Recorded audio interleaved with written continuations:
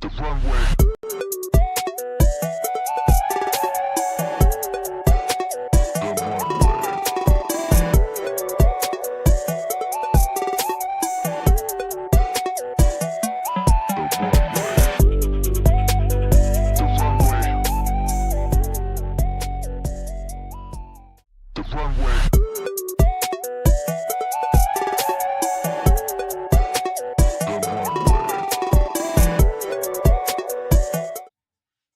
And we're live.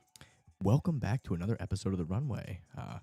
Welcome aboard, guys. A lot to talk about today, Excited to be here. I'm Alessandro, etc. on X, etc., etc. etc. Of course. I got my good friend, my name is Jeff. He's here in the house, It is. part it of the is. home team. Yeah, I love it. Thank you. Thank you for having me here again Are today. you a student? To the game. Let's go. And I've got we've got the CTO and co-founder of Quai here today, Quai Network, Dr. K in the house. How's it going, brother? Thanks for having me again. Yeah, it's nice to have you back. Yeah, I get it's you gonna be twice in fun. 1 week. Crazy. Yeah, man. So we're doing a series on Quai Network. So Dr. K has been here in sunny Naples, Florida, recording with me for the week essentially. So Very cool. So you're getting the hard sell from Maddie on Southwest Florida. It's he's in terrible. Puerto Rico, so it's kind of like Alright, you know, fair it's enough. Dangerous. it's Don't. It's dangerous. It's dirty. Naples is the worst. yeah, Don't Naples come is here. awful. It's Please do terrible. not come. It's just awful. That's coming from a Naples native. Oh man. All right, Paul, what do you got for us today? Are we giving away anything today? Are we giving away some tickets? We sure are. What are we giving away, Paul? What are we giving away today? Let me know. We've got a Bitcoin 2025 Vegas ticket, which is currently going for $600. Wow. Take advantage of that. In order to enter that raffle, essentially all you have to do is engage in the live stream chat, leave a value-added question or comment. And at this moment in time, to be honest with you, we're just giving them away to anyone that comments. So we're being very generous. So if you want to come to Vegas and meet us in real life Mhm. and get to talk Bitcoin, get to talk Quai, engage with the live chat. And also Bitcoin Day Tampa, we are giving away a ticket for that as well, where you'll get to meet very awesome, accomplished individuals from within the Bitcoin space as well. And that is a much more intimate experience where you can meet these people and talk to them one-on-one. So highly recommend leaving a comment. Ask a question, leave a comment, get in there. You get a free Vegas ticket. Pretty awesome, right? Not a bad deal. Not a bad deal. Well, we got some great speakers. Oh. What is it, JD Vance and then Ross Ulbricht? And there's a lot of speakers at the Bitcoin conference in Las Vegas. It's gonna be quite a time. It's gonna be quite a fun time. I do have to say something that was very interesting for me is when I went to the one in Nashville last year, I got to see Trump for the first time speak in person. And I was shocked at how good of a speaker he was, because what had ended up happening is all of the media would clip his speeches to make him look as dumb as possible. Yeah. But like actually seeing him in person, it was a great speech. Yeah. And it was well thought out. And then everything that was kind of like short and rhetorical, it was just him doing an amazing job working the crowd, right? And he's like, Yeah. I'm going to fire Gary Gensler. Yeah. And then the crowd just like goes absolutely insane. He's like, let me say that again. Right? He's like, you guys like that one? Yeah. You must really hate this You guy. don't really hate this guy. Yeah. I don't think he fully realized. Yeah. Yeah, I mean, personally, when he said that, I just had like an emotional guttural, just like ah, like come out. Don't know where that came from, but you know, it was cool to see because yeah, it was very interesting because like my perception, I hadn't seen him before, was basically like derived from the media, Yeah. and then I saw him. I'm like, this guy's actually an amazing Yeah, they just try public everything. speaker. Yeah. I mean, he's Yeah. funny. He's a funny guy. Yeah. Speaking of which, it looks like Bitcoin Magazine now has a hard press pass to the White House. I'll be reporting from there more regularly now. Let's go, Frank Corva from Bitcoin Magazine. Pretty cool. Pretty interesting. What do we got next, Paul? What else we got here? What do we got in the bookmarks? Take us to the bookmarks. For sure. Show us Lot what we of- got. lot This is of something I development. saw yesterday that I thought was interesting. I was hoping Craig could be on today to talk about this, but it looks like global 30-year bond yields from Europe to North America to Asia are screaming emergency. I don't know if they're screaming emergency. I think that's just like it's inevitable that the governments in the world are going to be printing fiat money and essentially inflating away debt and spending. So I think, if you're buying 30-year bonds basically, and you think that you're going to protect your purchasing power over 30 years, I think like that is just like idiotic. I mean, of course, over 30 years, you're going to get inflated. I mean, I think most of these bond yields are like 4 or 5%, somewhere in that range. I mean, that's like you're going to lose way more real purchasing power than that buying 30-year bonds. So I don't know if that's an emergency or just a reflection of reality, but I thought it was interesting to see them all go up in tandem like that. I know there's been a lot of short-term talk about trying to get U.S. rates down so that when debt comes, they can refinance at a cheaper rate, so it's not as expensive for the American taxpayer and for Americans. But I just thought it was interesting to see all of this happening in tandem. Can we actually see that blown up a little bit? Yeah, blow that up a little bit, Paul. So one thing that I'm always cautious about when, especially when people are kind of trying to be a little bit extreme with a view, is you always have to look at what the axis is on the thing, because like there's lies, there's damn lies, and there's graphs. Yeah. Right. So depending on like what viewpoint you're looking at, and over what time period you're looking at, it's expressing one thing or another. And if we actually look at this, this is like a 5-year viewpoint. And so really the majority of what you're seeing out of that chart already took place in 2022. And maybe we're seeing like a very recent uptick. Maybe it's not perfectly correlated. Some are definitely up more than others, like the JPY. But the majority of what you're seeing in that chart is something that already transpired. I mean, it kind of looks like a Bitcoin chart in a lot of ways. Like, you know what I mean? Like, they all kind of look like, you know what I mean? Like, over time, they're going to be printing money. I mean, that is inevitable. Yeah, so, like, 100%. to try to, like, suppress interest rate, like, it's just, like, it's unrealistic because, of course they're going to print money. Look what they've done. Look what they did, like, during the .com crisis. They printed hundreds of billions. And then, the great financial crisis, they printed trillions, from hundreds of billions to trillions. And then, like, look at what happened in COVID. I mean, they printed they added about 10 trillion plus of liquidity, essentially, like by printing money. I mean, really, they wrote a check. Yeah. They basically just wrote a check. Mouse click money. They pressed the button. I mean, it's like, it took America 100 and some odd years to make that amount of funds, and they like by pressing a button, they made 50% of the money supply. And they're like, oh, there won't be inflation. Oops, we got that one wrong. It is pretty wild to see the Japanese 30-year just spike even at the very tail end. Yeah, I mean, that's when we talk about like the yen carry trade. I mean, it'll be really interesting to see if this continues. Yeah, I mean, I think like it's inevitable. They kind of have to let free markets do their thing. They've tried to suppress that for so long. It's just like so artificial that it makes it so much worse. Well, there's one other thing that's interesting that hasn't actually happened before in the history of the dollar, which is you could adjust money supply using different mechanisms that they had, but those mechanisms are gone. And most specifically, I'm thinking about the reserve requirement ratio for commercial banks. For fractional reserve lending. Well, just commercial banks. So like if you're an FDIC like insured bank, historically you've had to have say like 10% reserves to cover. And that was like part of being a regulated FDIC bank. Like 10 to 1, essentially. Yeah, well, so you could have 10 times the number of loans as you Yeah. do cash. Now it's basically. like 30 to 1 or something no, absurd. no, it doesn't exist. No, I thought I So- thought they moved it from during the GFC. Didn't they move it to like 20 to 30 to 1? Now there's nothing.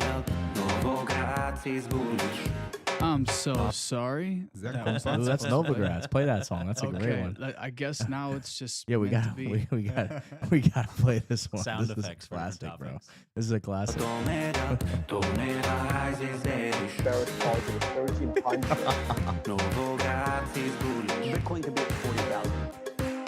Let us go to moon. Oh, it's just a classic Bitcoin, video. please go to moon.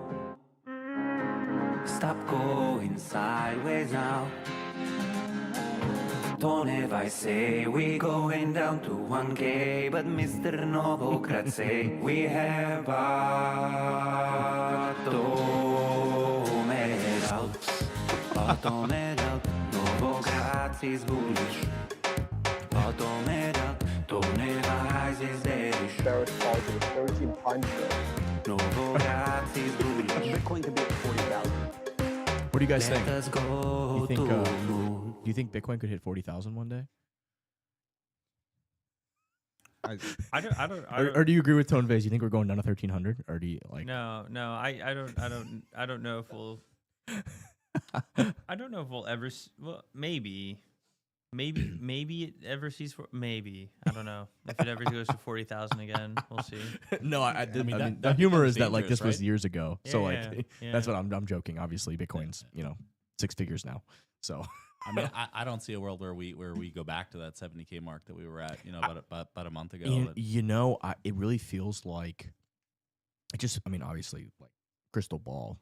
It just feels like we've kind of like Bitcoin is never going under 100K again, and if it does, it's like 98. It just feels like we've kind of like this is the new like floor that I could see over the next couple of months we continue to climb here. Well, It really feels that way. so the last cycle, what was like 68, 69K, Yeah, 69K because nature and humor is funny. right?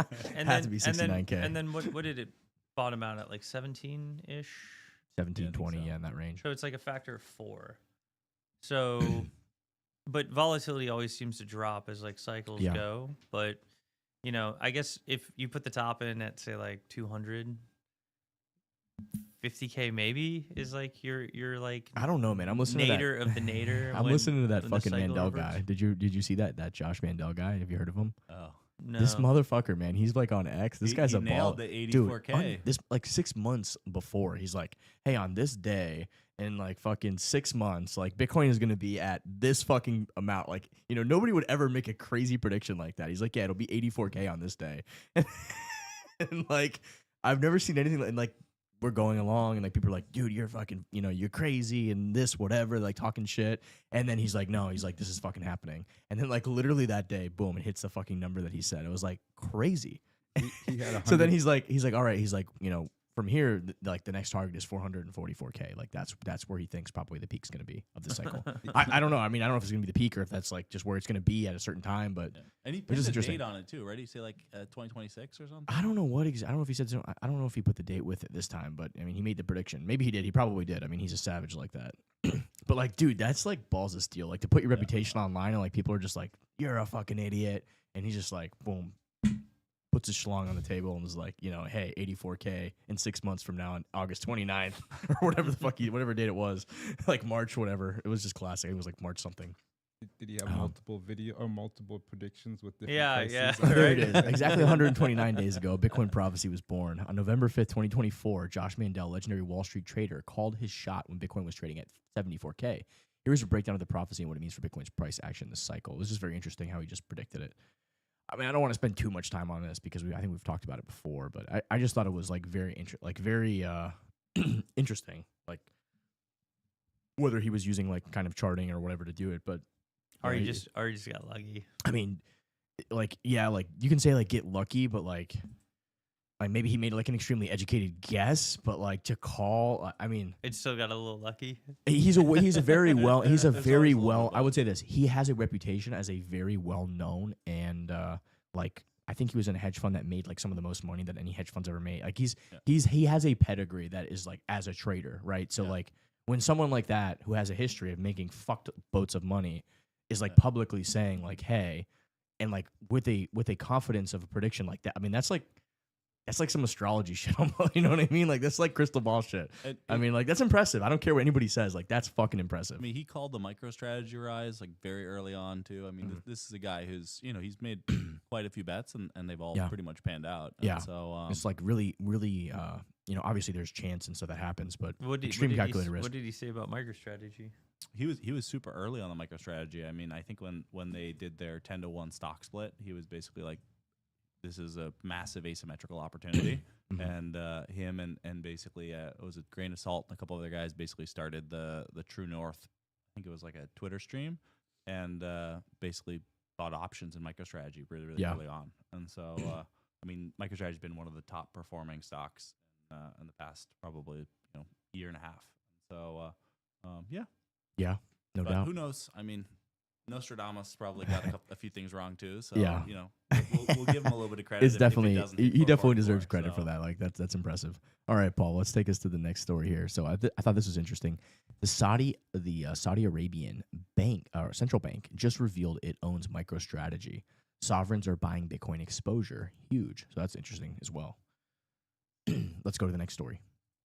Just go through a couple of I these. think this is cool. I think the one thing I didn't like about the way that people publicized the Saudi Arabia thing was they had disclosed end of December that they had a Bitcoin position, and so what they disclosed again is that they've basically widened their Bitcoin position. But I think it got picked up a lot as like this is their first entry, but like I think we talked about it on this podcast. I believe it was it Saudi. I don't know if it was Saudi Arabia, but that they were getting Bitcoin exposure. I know it was another Middle Eastern country. I can't remember if it was Saudi Arabia or not. Let's see. Go to South Africa has now passed 142 laws forcing discrimination against anyone who is not black. What do you guys think about this? This is some crazy shit that's going on in the world politically right now. I know this was like a big topic of discussion this week. Are you guys educated on this at all? I guess they're trying to take land from white farmers or something in South Africa, and a lot of them are fleeing. I guess this happened in Zimbabwe years ago, and then it just made the situation like terrible. Anybody educated on this? No. I mean, it's progressively been getting worse. Yeah. I mean, I think a lot of people have been able to get refugee status and come Yeah. to America from South Africa if you're white. But I mean, it's definitely been progressively getting worse. I Kill think the boar or whatever that means. That's not like No, a the- racist thing the against boar- white people. No, the boar just refers to the I believe it's Dutch origin immigrants. So the white people who were previously Dutch are called like the boar. Oh, the It's just- boars. So yeah, are those people that came there and I guess immigrated to South Africa a long Yeah. time ago? Yeah, And those are like the white farmers that are there, I guess. yeah, that's right.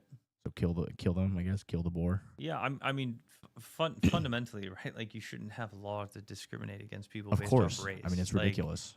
that's the problem. But we look at South Africa. I mean, unfortunately, like the U.S. seems to codify this in different sort of ways too.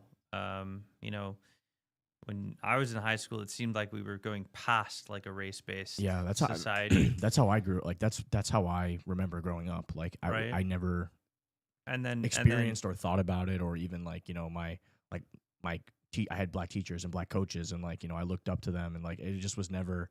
I never understood any of all this crazy race shit that they've tried to like bring into everything now. It's like I just didn't experience that world. I guess maybe if people were alive in the 50s or 60s, they experienced that world, but I never did. So But it definitely felt like at that point in time it was going away as like a thing, and then Yeah. unfortunately after for whatever reason we with a large majority elected a black president one time and then reelected him again. yeah, It suddenly got a lot worse, and Yeah. I don't know why that is, but for me it feels like we've stepped backwards over time in the last 15 years within the U.S., which I don't think is great.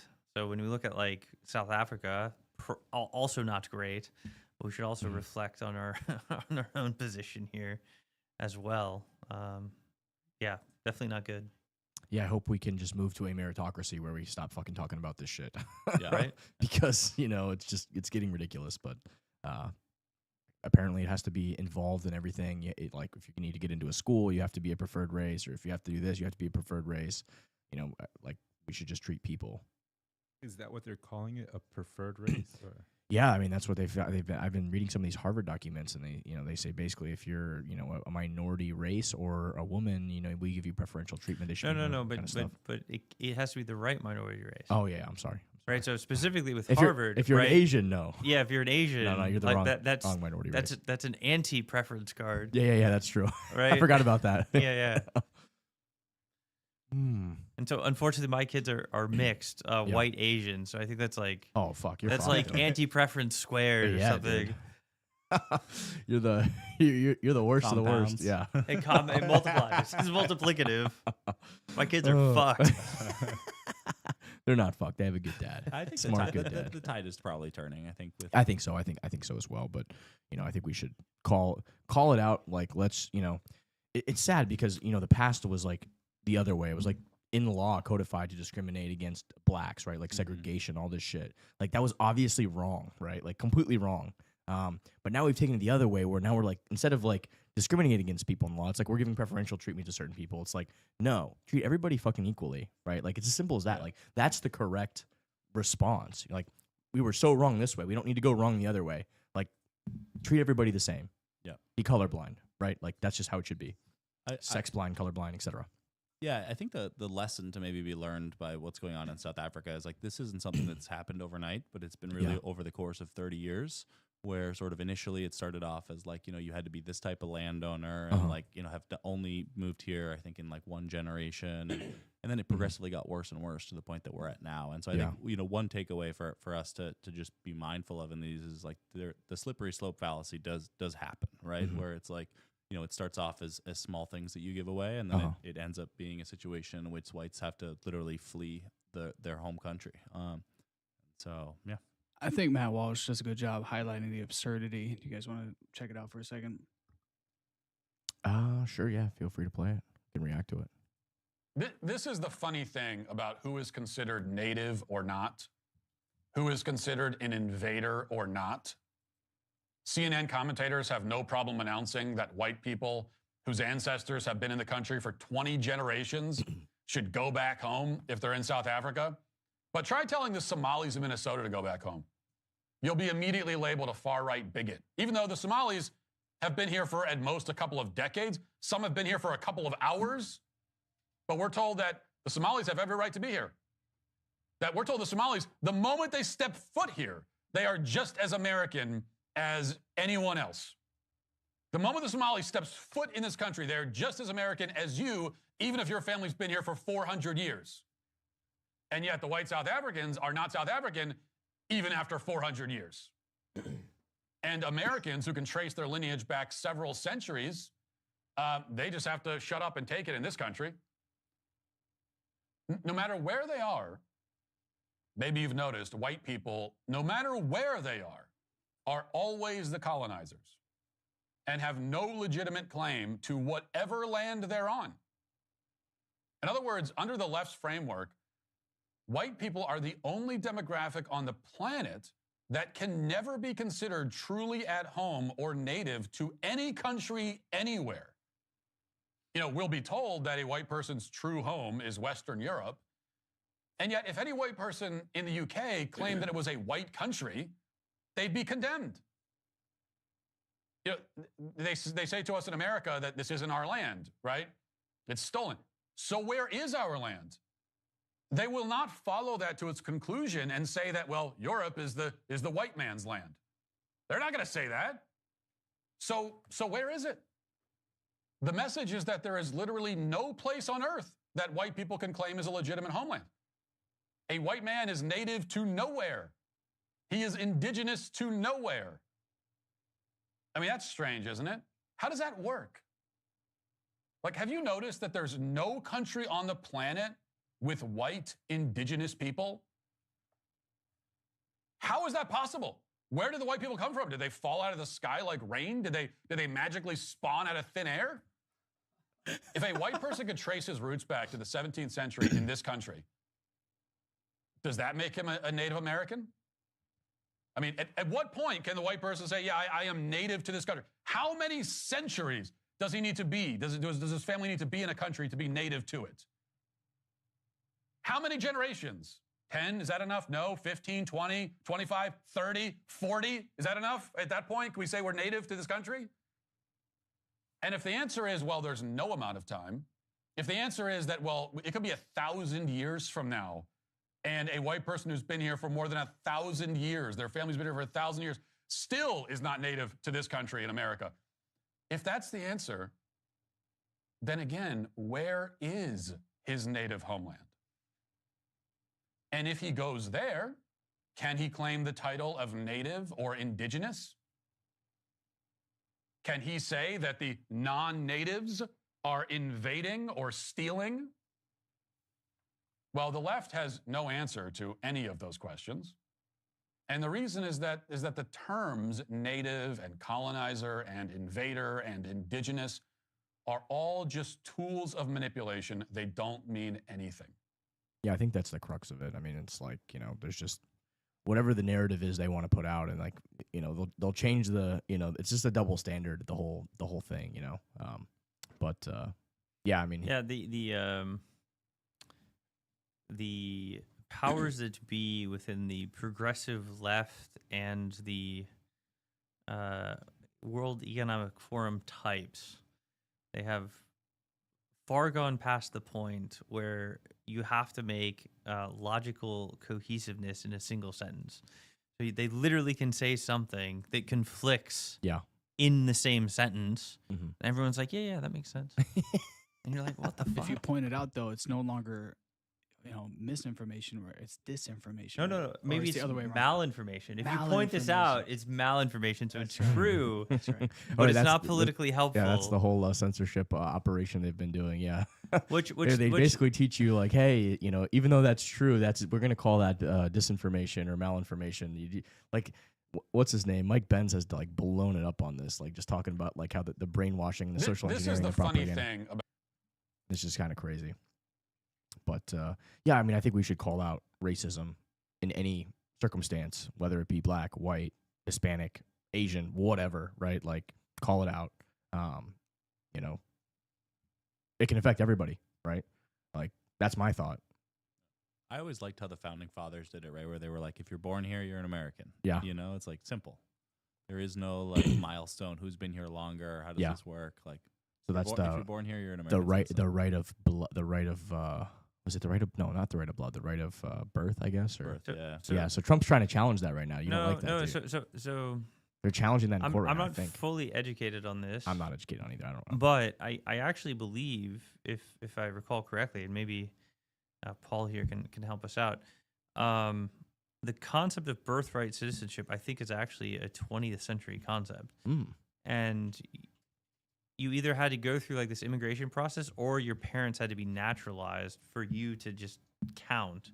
But just being born here didn't count. This was like a modern phenomenon. Right of soil, birthright citizenship. It's not a 20th century concept. Its roots go back centuries. So or 19th century. For different countries, though. But I don't know if it says America specifically. It's called just solely, because I know this is an issue right now. I know the Trump administration is trying to go to court and say we only want So this is it's the interpretation of the 14th Amendment. Mm-hmm.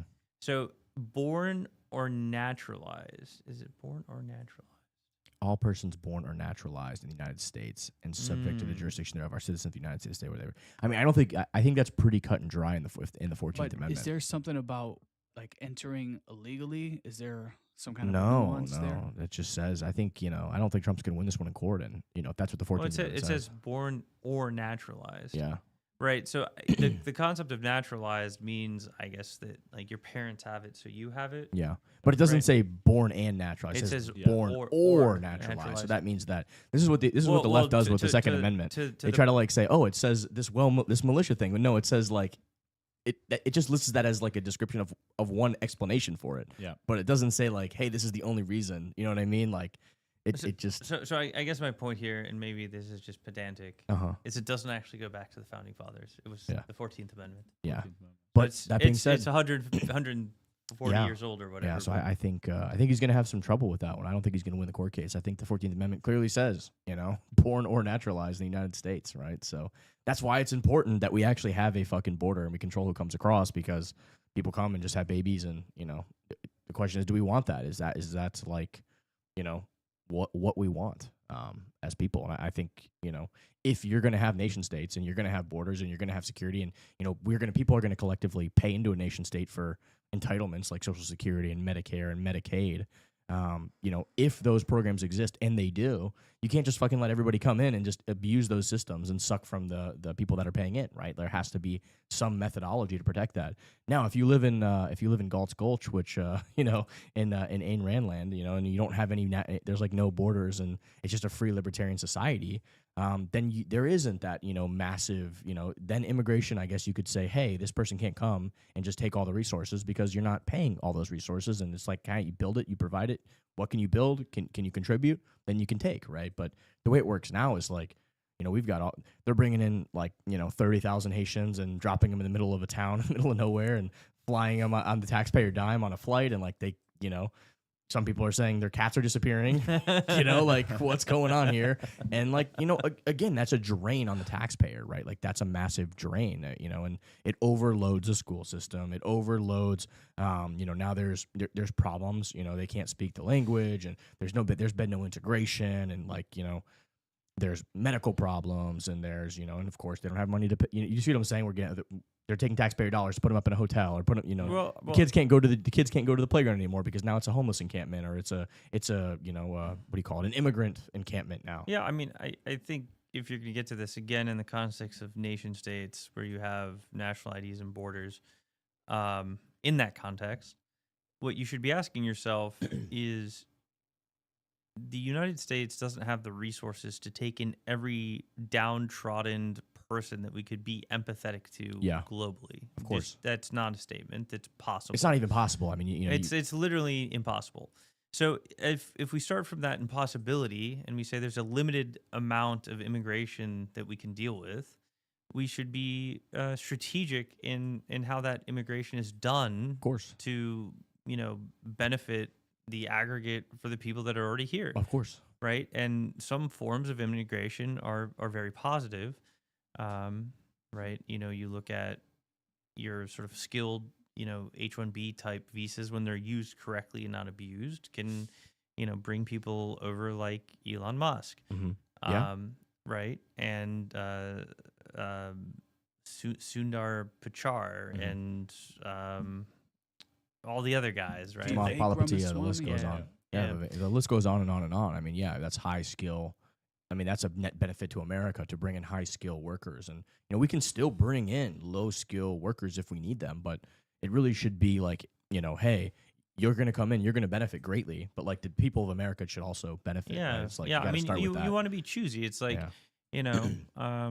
picking, the playground teams for the football game, like, right? You pick an order and you pick the best guys first. So like if there's a limited like pick here, like you want to get the good ones, right? So I think that's personally the approach you should have, at least from an American centric perspective. I do have to say though, I heard this very interesting argument how that's like actually the worst form of colonialism that's possible. So we all are cognizant that like we shouldn't go to a country and like strip mine the resources and for our own benefit, right? But one of those resources is intellectual capital. And so when we create these systems where we allow and we draw these people from those countries, you're strip mining the intellectual capital that could develop those countries and that infrastructure and their technology. That is true. And you're all concentrating it here. Now, you could make the counter argument. I mean, but as the counter argument is like, do you think Elon Musk would have been able to do what he's done in America, which has benefited the world? In South Africa, where they're fucking like killing the white fucking farmers and, trying to like get rid of them off. Like that's where he would have been. You know what I mean? And like. I mean, he also had the choice, right? Yeah. I mean, it's not like strip mining materials where the material, might Doesn't want have to a choice, stay, right? In this case, it's like, Elon Musk knew that he wanted to come to the United States in order to make change, and so yeah, there's a responsibility that we all hold as a country and being that shining beacon. But the nice part is people choose to come here, and so as long as we can keep it, growing and prosperous. I am sympathetic to the argument that we should have a more streamlined immigration process, and if people really truly do want to integrate as an American and be a part of that, there should be some pathway to that. I mean, it shouldn't be maybe not necessarily super easy, but it should be easier than what it is now, where it's like very difficult. How do you feel about that? I mean, I can see you shaking your head over there. What do you don't like that idea? So I mean, I've personally gotten 3 people into the country. So I've like gone through this process. So it's actually easier than you think? So is that your point? It took me like a day. Really? So like I don't know why it's that hard. What did you have to do? Like, are you talking about H-1B? So there's stuff, like or? There's like a website you go to, and then you like look up your visa type, and they like give you explicit instructions. It's like a forum basically, and they like tell you like for this type of thing, for that, like they give you secondary sort of interpretations of the government instructions, right? I think it's called like Visa Journey or something. You just follow the fucking instructions, like put the check in the mail, and then just like wait. And then like 3 months later, they're like, cool, like you got to like set up an appointment, like get fingerprinted and like go get an ID. And there was like, in all of the 3 that I did, there was like one case where I got like 1 letter back. And they were like, we also want this information. I was like, okay. And I sent it, and then it worked. So I don't know why. I mean, and maybe it's easy because like there, it was the people that I was doing this for were qualified, right? Yeah. So there was like a K1 visa, and then there was like a family visa, and they eventually all got green cards, and like that's fine too, and like that wasn't even that hard of a process. Yeah. So I actually don't think it's that hard, and apparently you can pay like lawyers to do this for like $300, but like if you just are intelligent, you can follow directions on a website, like send the thing in with like the check, like it works. So like I don't know why people are like, this is fucking impossible. Yeah, that is the argument that I've always heard. Pathway to citizenship. And what about a pathway to citizenship? I've also been the point of origin of like multiple H1Bs as well, and I've participated in that process. So like and like O1s as well. So like I've like helped more people immigrate to this country than like most people. I know you definitely. It sounds like it, right? and I've never seen it be like an onerous process. As you go about dealing with the government and getting like a green card or potentially a passport, I actually think it's one of the more streamlined like things I've ever done with the government. Yeah. Wow. So like interesting. I think people just like complain about it because they don't qualify. Yeah. So they don't have like that qualification through like an H1B or like an O1 or like a family or like a marriage, and then they're like, oh, it's impossible. Yeah, it's impossible because you're not in one of the qualified categories. Yeah. But if you're in one of the qualified categories, it's just like you fill the paperwork out, I think there should send it in, and just wait. They should fucking make a Patriot visa where like it's like you maybe you're not super skilled, but like you believe in the American dream. They have that. They do. What's it called? They literally have What's that. it called? It's called, if you're in the country and you're a foreign national and you sign up for the army and you serve for 2 years, you fucking get citizenship. Wow. So like, can you sign up for, do you have to actually come to the country first to do it, or do you have to? Like I haven't been directly involved in that process. I know people that have done it. Yeah. I think you have to be in the country on some type of like visa, like a residential visa. Like I believe these were like student visas that they were on, and then they like signed up for the military, and then they like got citizenship. I've heard that case too, and the people actually get their parents into the country as well. Well, so that's what like happened with my wife. Like I brought her over, and then her parents came over and they got green cards. They're not citizens, but they got green cards. Like through this process, and it wasn't a big deal. Yeah. Okay. Interesting. I think Very interesting. The only immigration scenario that I have seen, I think, be more challenging is when you come in for college. I think you can basically stay in the United States throughout college, and then you get 1 year. I've had cases of people who are sponsored by a big tech company, and they just lose the lottery, and they have to leave, move back to Europe or to Asia, and so. Is that H-1B or? Yeah. So okay. So there's different types of visas for different types of degrees, and you have different lottery opportunities, and it's based off your country as well as your degree type, and then the number of years that you get is related to that. So If you get like a bachelor's degree in accounting, you get 1 year and you get one opportunity. And the likelihood of winning is based off the country of origin because the quotas are dictated per country. I see. So like you could make an argument that like that is not a good way to do it because when you have an overrepresented country like India, like your chances are very low. But if you have an underrepresented countries, your chances are higher. But then the other thing that they have is something called like OPT. So even if it's like a 1 year, I believe for a bachelor's degree, and again, this is like per, degree and all this stuff. You can do like a 1 year extension. So you actually get 2 shots. But then if you have a master's degree, you get like 3 shots, right? Oh, wow. But the thing is too, it's like, if we're talking about skilled workers, is like somebody with an accounting degree, a bachelor's accounting degree, like, or is that like a skill that's worth allowing to emigrate? Or, is somebody with like a PhD in engineering, like the criteria for like immigration? Or is it somebody who has a PhD in engineering and 15 years of work experience, like the criteria? So like, I think saying that somebody has an offer from a big tech company fresh off a bachelor's degree and they get 1 shot, I think that's being kind of generous still, because I don't even know if that really qualifies as like truly high skilled. So, I think it's pretty reasonable, to be perfectly honest. Interesting. But I have known people that have missed and had to go back, or they then got a master's degree and then like got it and then stayed. Yeah. I feel bad for that poor Maryland man. What's his name? Kilmar Abrego. Oh, yeah. Yeah. You know who I'm talking about? I do not. Yeah, he's he's like in MS-13, and they unfortunately they're making him leave. Oh, yeah. Yeah, it's like That poor guy. He never got. I know he's The been child here, trafficker? Yeah, he's been here for 15 years, and he's just a poor Maryland man, and it's like. It's unfortunate his wife's lying. With the tattoo MS-13 on his knuckles? Where I think it says like there's a butterfly for M for Mariposa and a S for Smiley, and then a cross for the 1, and then there's a skull for the 3, which is like the logo of MS-13. But no, that's not MS-13. That's that's speculation. He's a poor Maryland Trump's man. lying. Trump made that one up. He's just a poor Maryland man. Probably a poor his wife Maryland was man. lying too when she said that. He beat the shit out of her, and she wanted a protective order.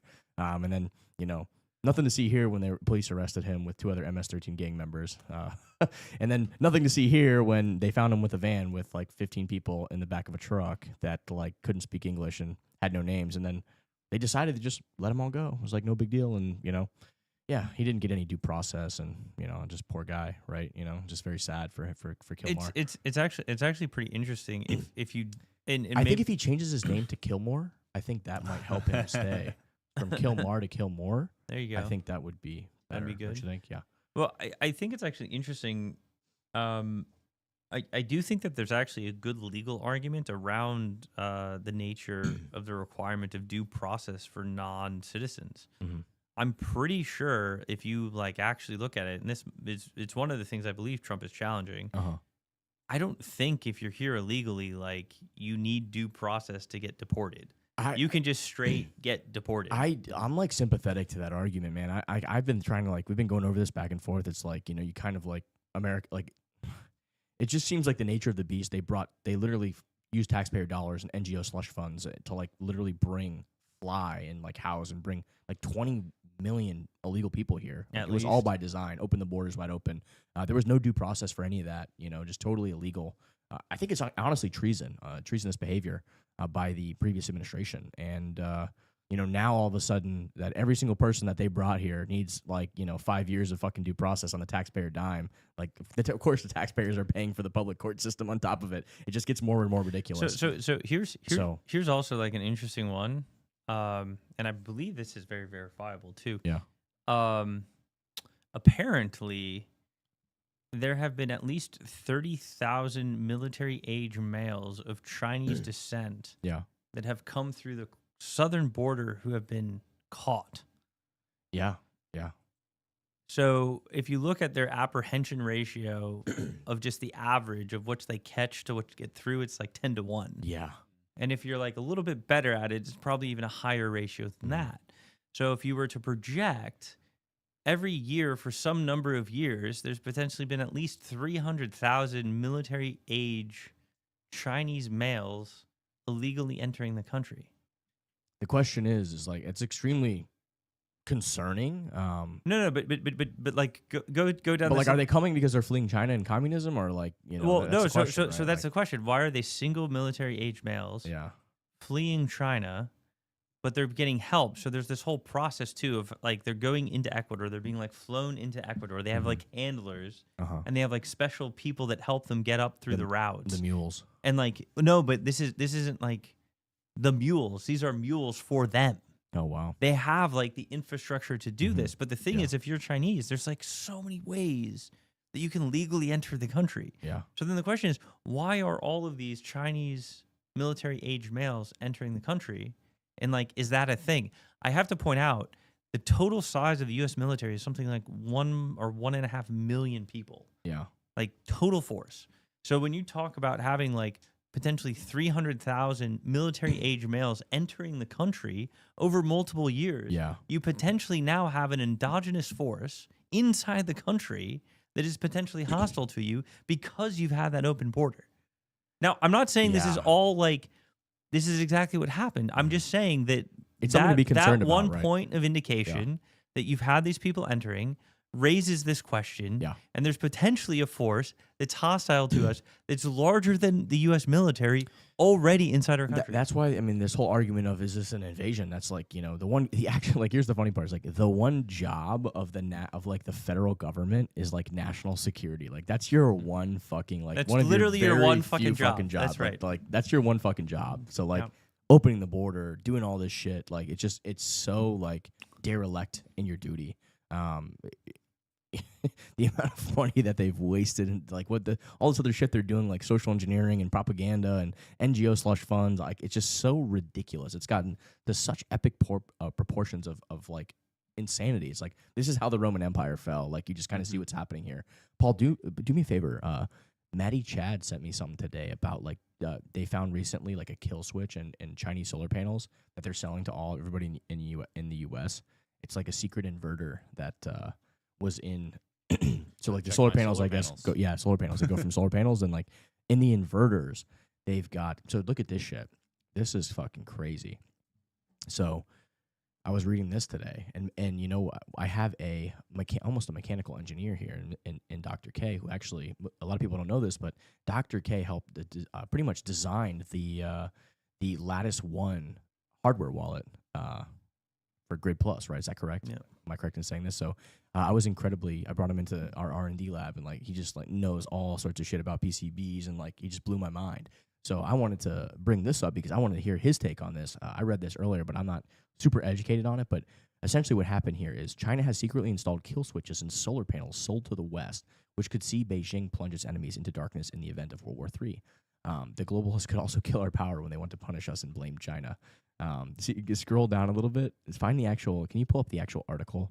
That's like her take of it. But so there's a couple articles. I actually have even more depth of understanding this than you know. Oh, I had a feeling. That's why. There it is. Rogue communication devices found in Chinese solar panel inverters. The head of Reuters. This was posted on Reuters. So even the mainstream media are talking about this. So the interesting thing is, the way solar panels work now is you don't have like a big inverter. You have what they call microinverters. Microinverters, yeah. Yeah, so they're these little boxes that are put on each panel.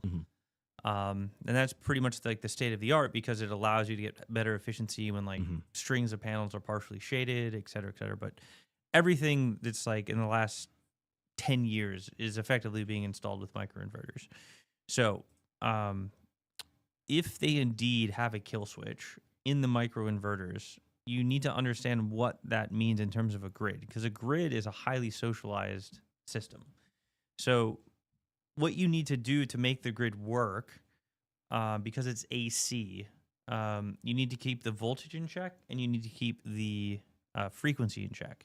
And you can only let this frequency like vary by like 0.01 hertz. And if it goes by off more than that from 60 hertz, like shit starts to break. Is this what happened in Spain recently? I don't actually know what happened. You don't in happen Spain. over there. They had an entire country blackout for a day or whatever. Yeah, haven't dug down what exactly like triggered that, but the point is you have to control the voltage and you have to control the frequency, And the way that you do that is you have to constantly balance supply and demand. So if there's too much supply, it means the voltage goes up, right? And the frequency can potentially go up. And I'm being if engineers are listening, they're going to be like, well, it depends on the reluctance and reactance and blah, blah, blah. Let's just, for layman, if there's too much supply, voltage and frequency tend to go up. Okay. And if there's too much demand, they tend to sag. So instead of being at 120 volts, maybe you'll like drop to 118.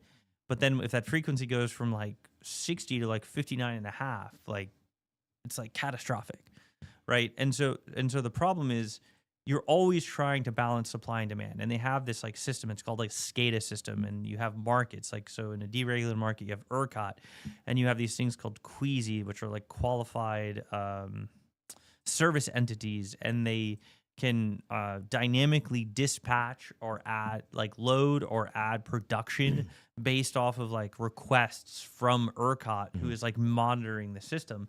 So if you have like too much demand, they'll be like, hey, all of my queasies, like I'm gonna start like pinging you to like come offline. Yeah. And it's like this coordination of all of the producers and all of the consumers that like keeps it stable. And so the problem is if you had a system where you could dramatically take off a bit of production, say like 10%, you would basically just blow up the whole fucking grid. Yeah. When you say blow it up, you mean you would take it down temporarily or more catastrophically? It could potentially be catastrophic. Oh, wow. Because like what happens is as these systems come down, they try to protect themselves. Right. And if they aren't fast enough to protect themselves based off the transient movement of the voltage and the frequency, they get damaged and they get like fucked. They're designed to like come offline before they're permanently damaged. And so what happens if you were to like take out 10% of production, right? You're going to get this situation where the next generator is going to be like, I can't like sustain this voltage and in current, so like I gotta shut down. So if I shut down fast enough, I don't get permanently damaged. But now 11%'s offline. Yeah. And then the guy down the line is then 12%'s offline. And then suddenly it just spreads and everything is turned off. Yeah. And then you get into what they call a black start problem, which was the issue in Spain, which is once everything is offline, it's very hard to start it again. Yeah. Because you actually have to like isolate islands, and then you have to like bring something up, and then you have to like balance supply, and then you have to like bring a little bit more up, and then you have to balance supply, and then you have to go out. But then the problem is all of the tools that are used to do that operate on backup batteries. So if you don't fix it in like 24 hours on a black start, then all the batteries are dead. So then you can't even start it back up again because like you can't get the control systems are no longer there to like turn the system back on. So then you have to like go and you have to like get batteries like recharged like at the little substations to like be able to start bringing the system back up. It's like a big problem. And this is again is assuming that you don't like catastrophically break things as they're coming down. So it is very concerning that they could have a kill switch because they could literally just like shut grids down entirely and potentially cause quite a bit of damage. Is this the same concern that the reason that they took Yahweh? Was it Yahweh? Huawei, yeah, Huawei? very similar, but for telecommunications. It was the routers. It was like the routers They were and stuff. taking data, right? Well, they could access data, but they could also essentially shut everything down remotely, like basically shut off cell services and towers. I mean, it would be imagine if you're doing a military strike or on an enemy. What if you can shut down their communications? Right. Like, you know what I mean? Like, this is part of the problem. I mean, this is why what Trump is talking about is so important, and like this is why I'm sympathetic to the tariff argument on some level, right? Like, obviously, the whole free trade thing like makes perfect sense, but the government's job is national security, right? Like that is their main role, and like some level of tariffs protect domestic industry so you can make these types of things here at home. Like you got to have some level of production and critical systems of these types of things. You cannot rely on frenemies to do this because who knows what's going to happen in 8 years? Who knows what's going to happen in 12 years? I mean, China probably feels the same way. If I was China, I wouldn't want to like be taking all my critical components from even if I'm an ally with a country in a lot of ways. Like you just don't know how things are going to play out over time, right? It's like we're allied with Germany now, but like in Japan now, but like look what happened to World War II, right? Like we are allied with Great Britain now, but look what happened in the fucking Revolutionary War. Like, and if you go back in history enough, you'll see why, if you look at what happened after the War of 1812, the South, who suffered from tariffs, and it basically was a tax on them, they proposed tariffs. They were basically like, hey, we need to have some tariffs because if we go to war again, like, you guys don't make anything, so we're fucked. Like, all of our enemies cut us off from making shit, right? So, there is a national security component there that I think is literally one of the only roles of government. All these other things are not the roles of government that they're trying to do. Like, this is your one role, right? Yeah. So it's actually interesting too. If you talk about the security though,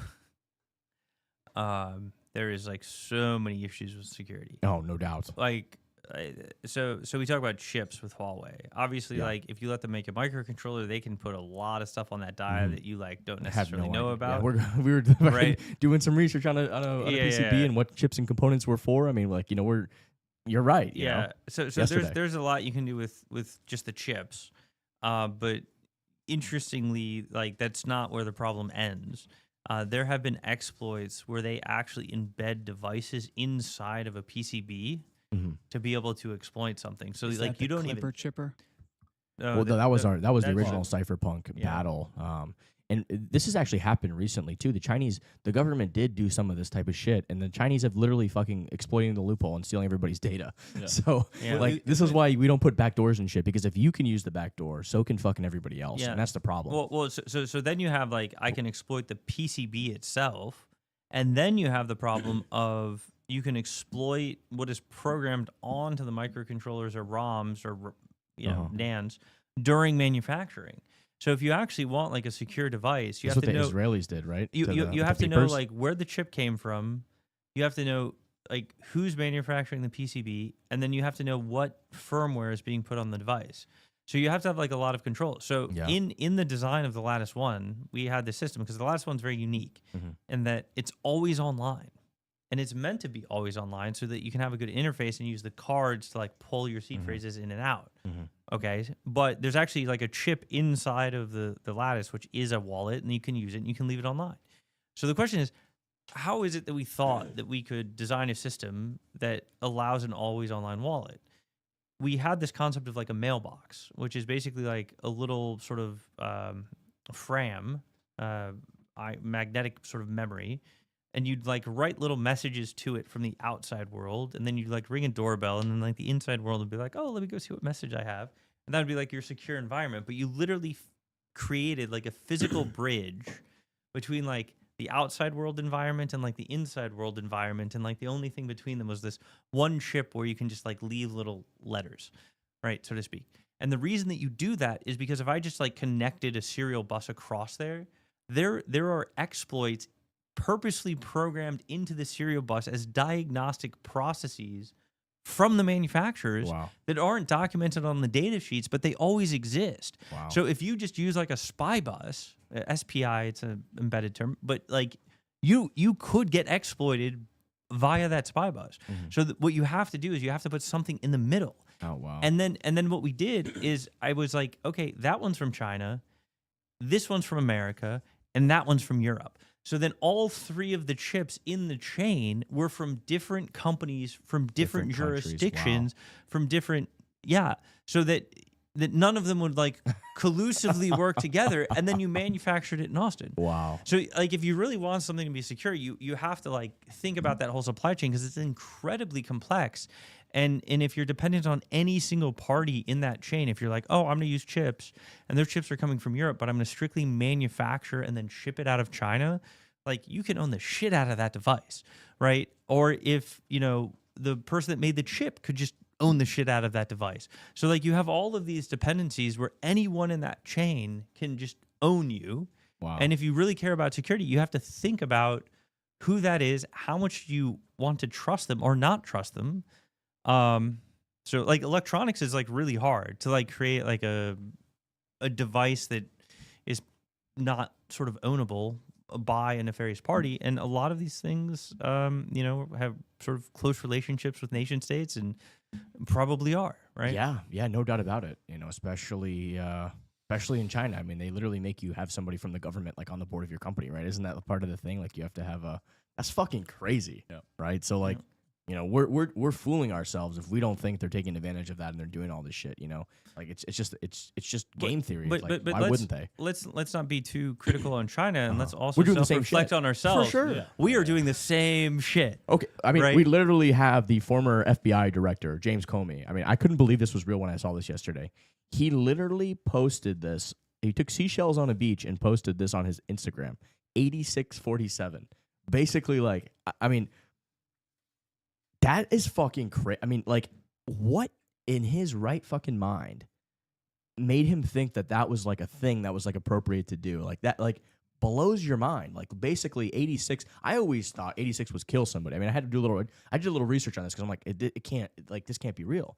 And like, slang wise, like, it does mean that, like, slang wise, like, gangs have used that term, but like, it also means to get rid of, right? So it was like, okay, well, maybe he was trying, but like, why would you ever even put yourself in that position to like be doing something like that?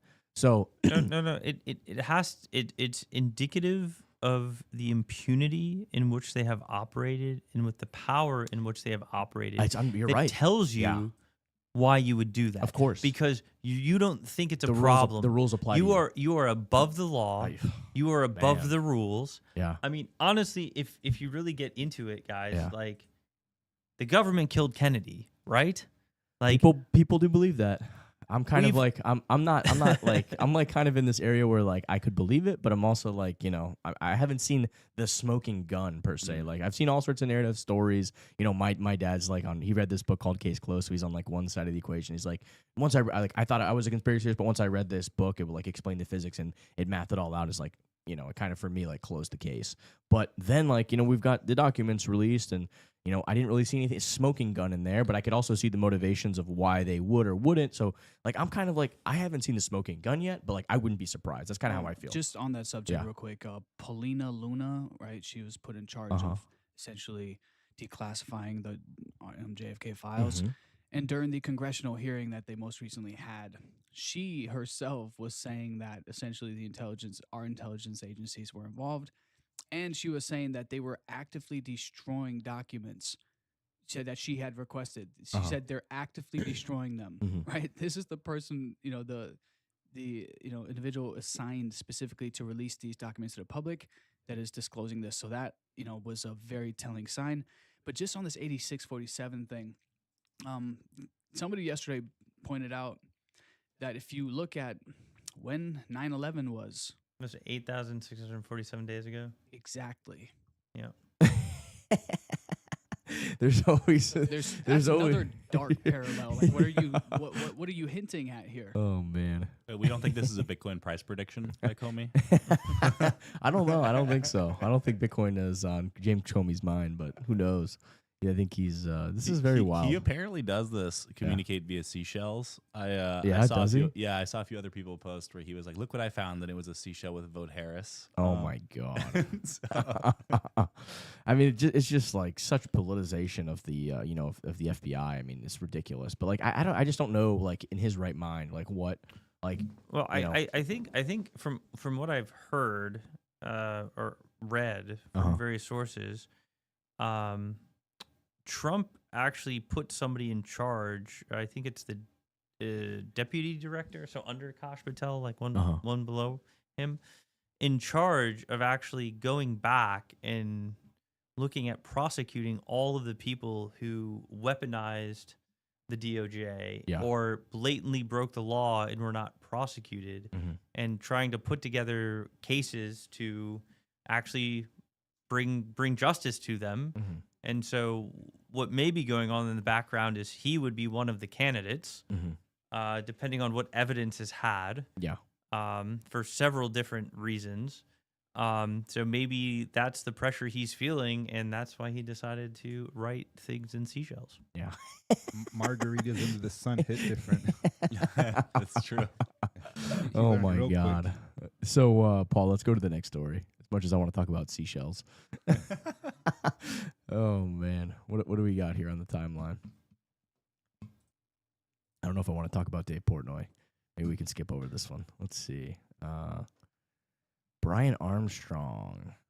Oh yeah, this is the Coinbase hack. Oh, so did you not hear about so this? yeah, I do want to talk about this because I am very passionate about this, and this is a major problem that the government is causing, and I think is blatantly constitutional. Is this whole KYC AML regime where companies just collect massive amounts of personal data on people that they really have no business collecting. The government has weaponized essentially banks and these financial institutions to like just collect all this information on people, personal private information that they really fucking shouldn't have in a lot of cases. And what ends up happening is like these companies, that's not their job to be a police department and store people's data. So this information is blatantly hacked by criminals over and over again. And then like the amount of destruction and problems that this causes for humanity and for people, like everybody's information is like on the dark web and scammers are constantly targeting elderly people. I mean, this is a direct result of KYC AML policies and collecting everybody's personal private data, which companies wouldn't do most of the time because they don't want to deal with that, right? Like most companies probably wouldn't do all that. Like maybe there would be some that still would try to do it, but there would be optionality in the market to avoid that. It would come with a more stigma, right? So this is actually the government, I think, violating the Fourth Amendment and doing an end around on the Constitution by basically saying, hey, you private companies need to do this on people because we can't really do it. So you're going to do it for us, right? To me, that's blatantly unconstitutional. It's the same thing they did with the First Amendment when it came to Facebook and all this censorship fucking bullshit that they did. They said, oh, we can't technically do this, but we're just going to fucking hold a gun to your head and make you do it, right? So it's like an end around on the Constitution. And what ends up happening is you got shit like this.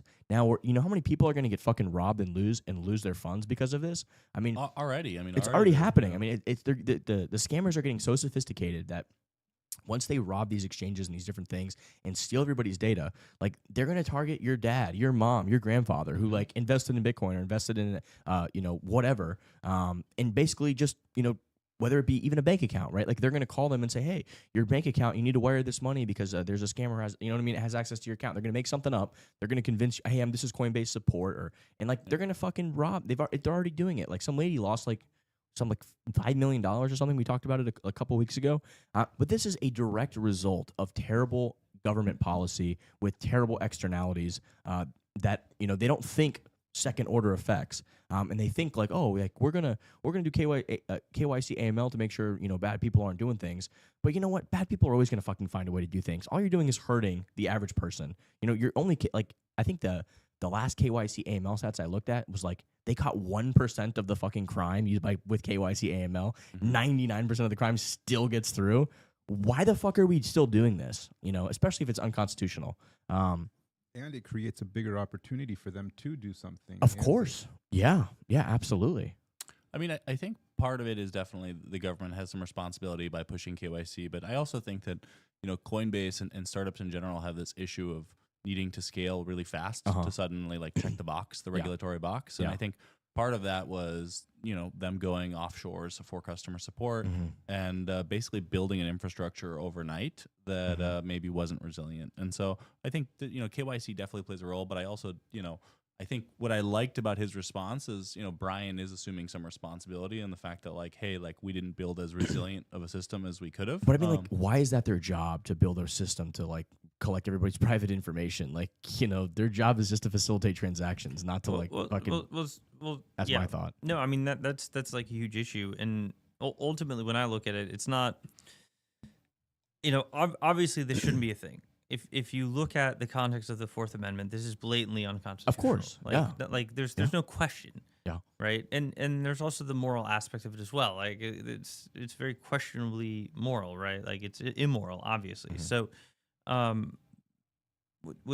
I think about though is I think about as we're in crypto, how does crypto solve this problem? Because it's inevitably going to happen via the sociopathy of the governing politicians. So. Bitcoin was great in that it maybe removed the risk from the printing, but it didn't remove this risk because it's not used transactionally. Yeah. And so when you use Bitcoin, sure, you can hodl it in a cold wallet, but at some point you're going to want to spend it. And because of, its characteristics, you're probably going to clear it through an exchange like Coinbase to do that, which then means you're going to be forced in this KYC thing to get dollars so that you can go buy your house or your boat or whatever it might be. And that's maybe where it falls short. And we need other systems that can be used transactionally and they preserve privacy, but it's when we I've always thought of the exchanges as bridges. Yeah, I think so. I've never thought of them as like permanent Of course, fixtures of course. like in the system. I mean, if you're Yeah, in this space, they're if an you're on-ramp. if you're a Yeah. true cypherpunk and you really believe in what you're participating in, yeah, you're 100%. But- This is a bridge until that's not needed anymore. But the thing is, on the other side of the bridge that like is crypto, we need more tools so that people can easily cross the bridge and never have to cross back over, and then we don't have this problem with Coinbase. So Yeah. like it's incumbent upon us to figure out how to make systems that can function as money globally, so that we can get away from the Coinbases, we can get away from the AML KYC regimes. Yeah. That are imputed upon us via the banks and the dollar-based systems. So, like, even stable coins are not the answer, because implicit to the stable coins, they're custodial. Yeah, they can be and frozen. via the custodianship, via the issuership, they're going to be regulated, frozen, censored, and tracked. Of course. So, like, stable coins aren't the answer, right? So we still need to build better tools here to facilitate like getting away from this regime. And if you can build something where you can cross the bridge and then fucking burn it, like that is what we have to actually do. And so we need to talk about how we build the tools to get there. So yeah, I think it's terrible. I think it's always been a risk. FYI, my family is well armed and has many trained dogs. So just pointing that out there. But yeah, like it's fucked. And then the other thing is like it's worse and worse. It's actually the KYC thing is invading crypto because of our links that are so intrinsic back to fiat still. So like I don't know, have you guys ever heard of KYT? No. No, you're Know your transaction. transaction. So like people talk KYB. about KYC, KYB, and KYT. And so like KYT is this new thing. What And they're doing if- in Europe. No, this is like a self-regulated thing that's happening within the system. So if you want to get integrated, so to like an on-ramp, an on-ramp provider will say, for us to provide services to you, you first need to have a KYT provider on your blockchain. And so a KYT provider is like Chainalytics. And you have to have tracing and tracking on your system so that they have a mechanism by which they can figure out if like a transactions is good or bad or not based off Chainalytics data. Yeah, What the fuck? that's some crazy shit. Some George Orwell shit. Right? But Yeah. the only reason that we're like having that discussion is because I have to interface to fiat. If I don't interface to fiat, like I don't give a fuck what KYT is. Like that does like, you know, you sign a transaction, you voluntarily use the system, you voluntarily accept the currency. This is Like- why the holy grail. This is why people have always kept trying these algorithmic stable coins, right? To have a token that can kind of have like this stable value, like represent a dollar historically. You know, you've got that's why Terra Luna, like all these experiments have always ended in failure. But maybe there is an answer out there somewhere to build that without having to have that custodial nature where you got to bridge back to a bank and you're in this permission system, that's why I mean I'm very interested in what you guys are building at Quai with Chi, which is kind of like Chi is like a token that they have in their system that like links back to energy.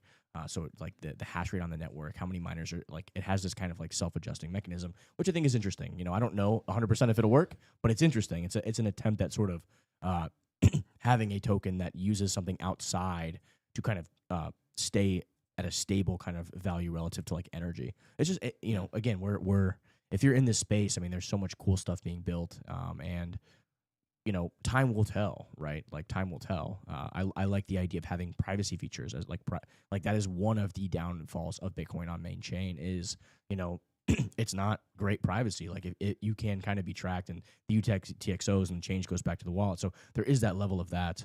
Lightning and stuff can give you a little bit more privacy to do transactions, but still not perfect. But yeah, I mean, you want to talk about that a little bit? Yeah, I mean, so Chi is the effort to try to break the link via providing an alternative unit of account in the crypto ecosystem. So if we look at crypto right now, 70% of transactions by value are happening in stables, right? Which is like pretty sad if like you want to create a parallel system.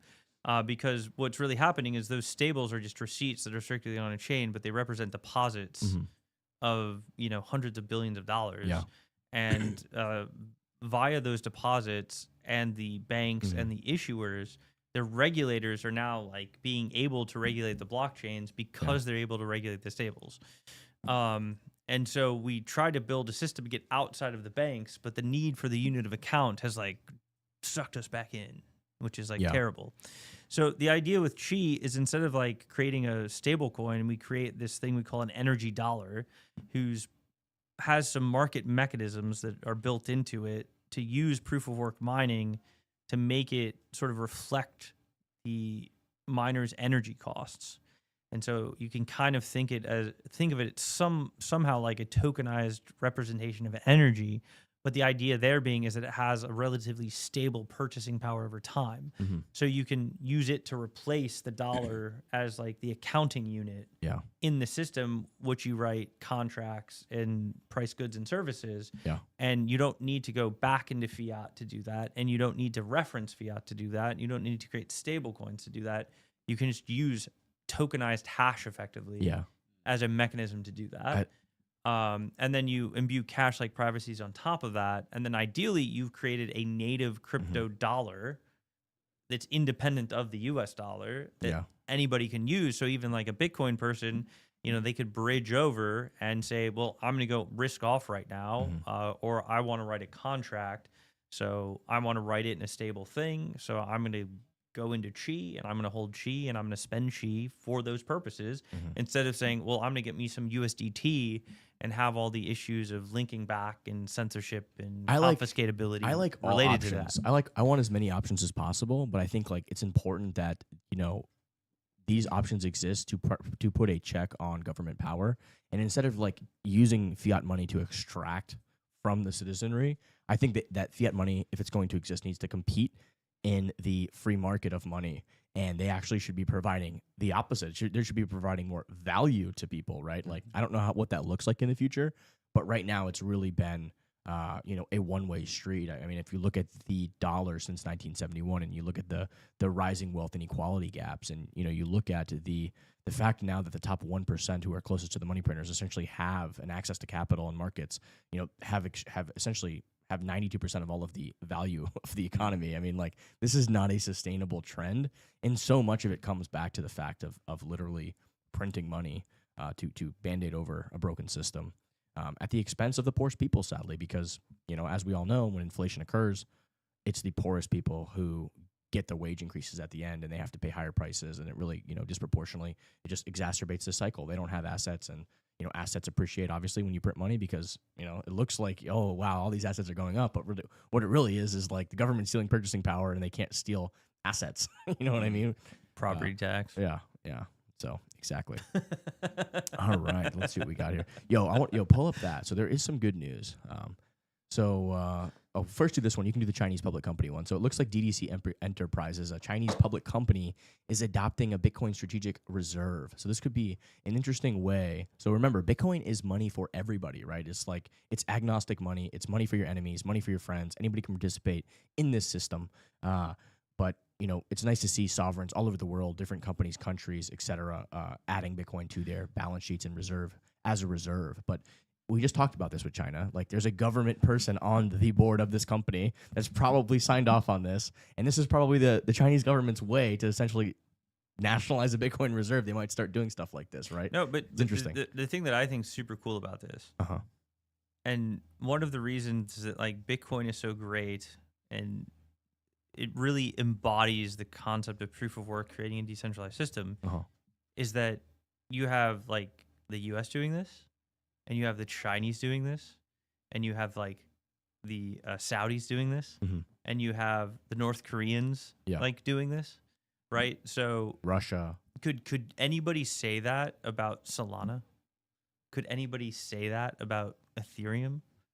I don't think that you could get all of the dipoles of the greatest sort of powers that are at, kind of a competition with each other, potentially hostile competition with each other, adopting any other currency. Yeah. Yeah, I mean, it really is. And I think that's so unique to Bitcoin. I mean, the genesis story of Bitcoin is like this selfless actions by Satoshi to create this network. And, it's impossible to create that immaculate conception again with what Bitcoin represents. So what I see is Bitcoin being the base layer, store, like the most honest game, these absolutely scarce asset that underlies all humanity. Like this global reserve asset. That's really what I see Bitcoin, the end game of Bitcoin. But it's not the immaculate conception that's important for this feature. It's the fact that it's economic competition. Like proof of work is economic competition, which allows us to replace violent competition. Yeah. It is. Well, let me ask you a question though, because if there was an American entrepreneur CEO who created Bitcoin and he was still in the picture talking about Bitcoin, do you think that China would be like adding it to? I don't know. I don't know if that would happen. I definitely think the immaculate conception is an important thing. I don't know if it's not the most important thing. What you're saying is definitely more important, but I think it is part of the equation for sure. Yeah. From a marketing standpoint, from an economic standpoint, I think like the economics are the most important thing. I agree with in that the statement for sure. Yeah. For sure. I think that's a good distinction. From a marketing standpoint, it is very romantic that nobody knows who this creator is, and so no country can. It's why I haven't told everybody who the creator is. I'm holding it back. Save it for a podcast. You It would be a very long series. or her on. Yeah, it would be a very long series. It's a them, more than one. Are person. you sure it's not a they? No, it's more Them than does one not person. them does not mean that anymore. We are redefining words. Them could be a one individual. No, It could be doesn't. it's a they or a them. It Or a this doesn't. or a Or that. a Z. Or a Z. Oh, a Z. God. No, not the letter Z. It's Z-E-E. Okay, Or a I'm good, zis. guys. Or a zer. There's a zers now, too. I'm a zers.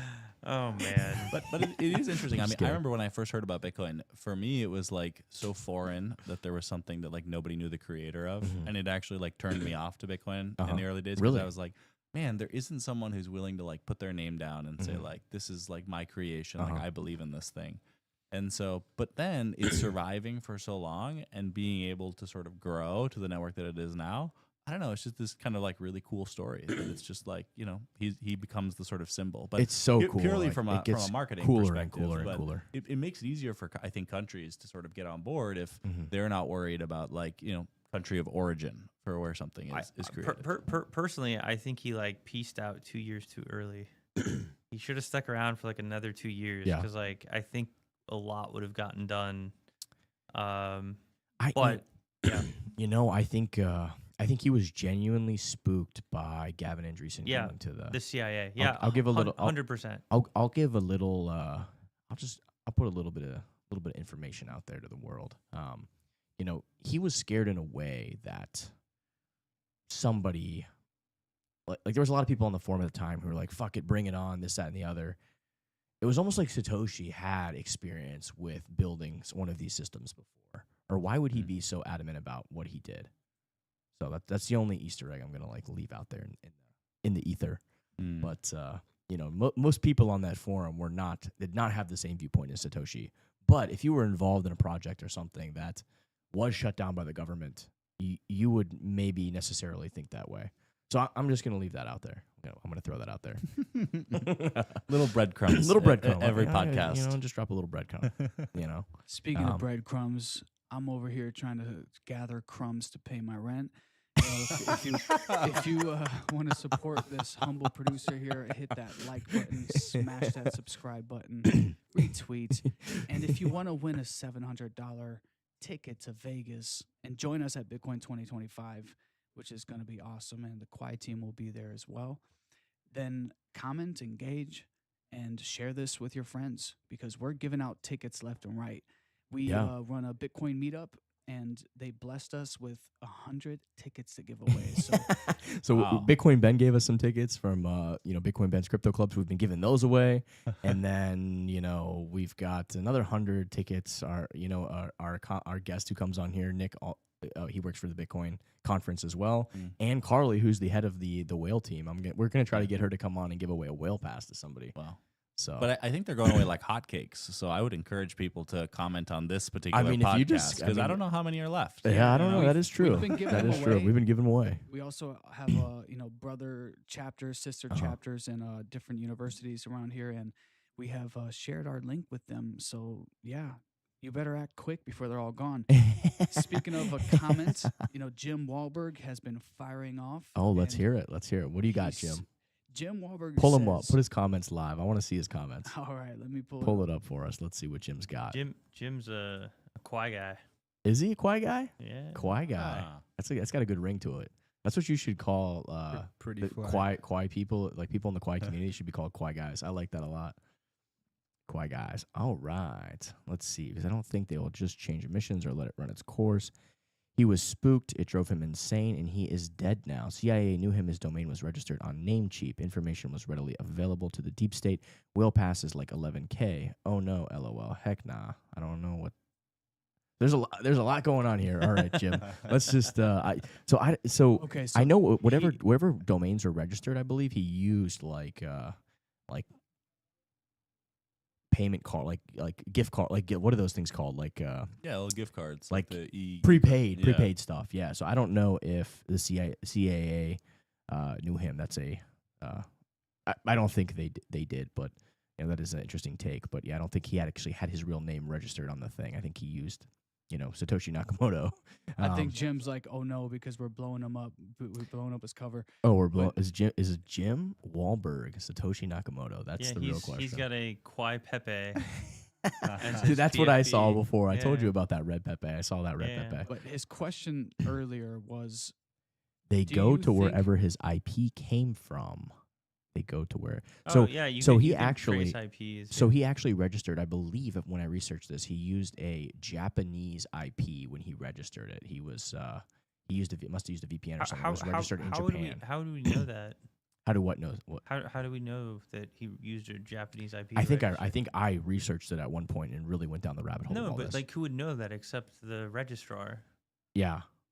I don't know. I mean, I guess I read something somewhere that, when he registered it, they used, because I think what happened was it came up, like somebody bought it out later or something. I'm trying to refresh my memory. There It's was been a an couple IP years. address out there. There's also the IP address of his access to the forum that people tried to trace to Yeah. understand. They did. There was some very early stuff that pinged him to California before things went live. I think he was on the Cypherpunk'd mailing list. But So it's interesting. One person that that I know that's a prof at UT is the inventor of Ethernet, Bob Metcalf. And is this the same Bob Metcalf from Metcalf's Law? yes, it is. Oh. Yes. And have you met him? Yeah. Oh, we got to talk to this guy. Yeah, I've had dinner with him. Metcalf's Law is a common pitch I use when I talk about Bitcoin. So we'd love to have him come speak at our local meetup here. Yeah. I don't know if he spends time in Florida. Maybe you could get him to come by this way. But yeah, we'd love to have him on the pod too. The interesting thing is I was talking to him and I gave him the question of Alpha Mind says, I asked Scottie Pippen. I heard he met him. He might have been a library cafe hopper like Ross. Oh, that's funny. Alpha is also a cool Kwai guy. He runs one of the first D pools. It's called Alpha Pool. So if you're wanting to work in a D pool, you should check that out. You can also do locking on his pool, locked mine tokens as well as Chi. So good times. Shout out to Alpha Mine. But I posited the question to him about what he would do if he tried to embed privacy into the IP layer. And he couldn't come with an answer of how you could change it to do it. And so the interesting thing is, right, we have garlic routing, we have onion routing, not perfect, definitely have issues with your exit nodes being run by intelligence agencies. So there's actually not a great system in the internet right now to send traffic. You can send encrypted traffic, but they can always tell who's talking to whom. So let me ask you a question, because I had on the Cypherpunk'd podcast, I think about a month ago, I had a guy named Carl Dong come on, and I think Balaji's company funded Obscura VPN, and what they're doing is actually kind of interesting. It's I guess they're using multiple VPNs to do multi-hops. So essentially, not one entity even knows your personal or private information. And Carl was he was a Bitcoin core dev, so in the past. Yeah, I mean that's like a version of Onion, but you're just doing it through a Yeah. hop of VPN network, Yeah. hoping that at least one of the VPNs. Exactly. Well, you're kind of like mixing up the information. No. I think actually, technically, you're hoping that the entry and the exit are honest. That's literally like the requirement. So the one you connect to and the one that connects to the website, if both of those are owned by the CIA, doesn't matter what you put in between them. Like they still know your traffic. So this is like the problem with Tor. There is a very interesting feature that exists now in Quai that no one has yet utilized. But with Chi, one of the privacy features, like to get privacy, you have to have fixed denominations. So the smallest denominations in Chi is a chit. It's 1/1000th of a Chi, which is roughly like a tenth of a penny, let's say, because Chis are roughly $1 presently.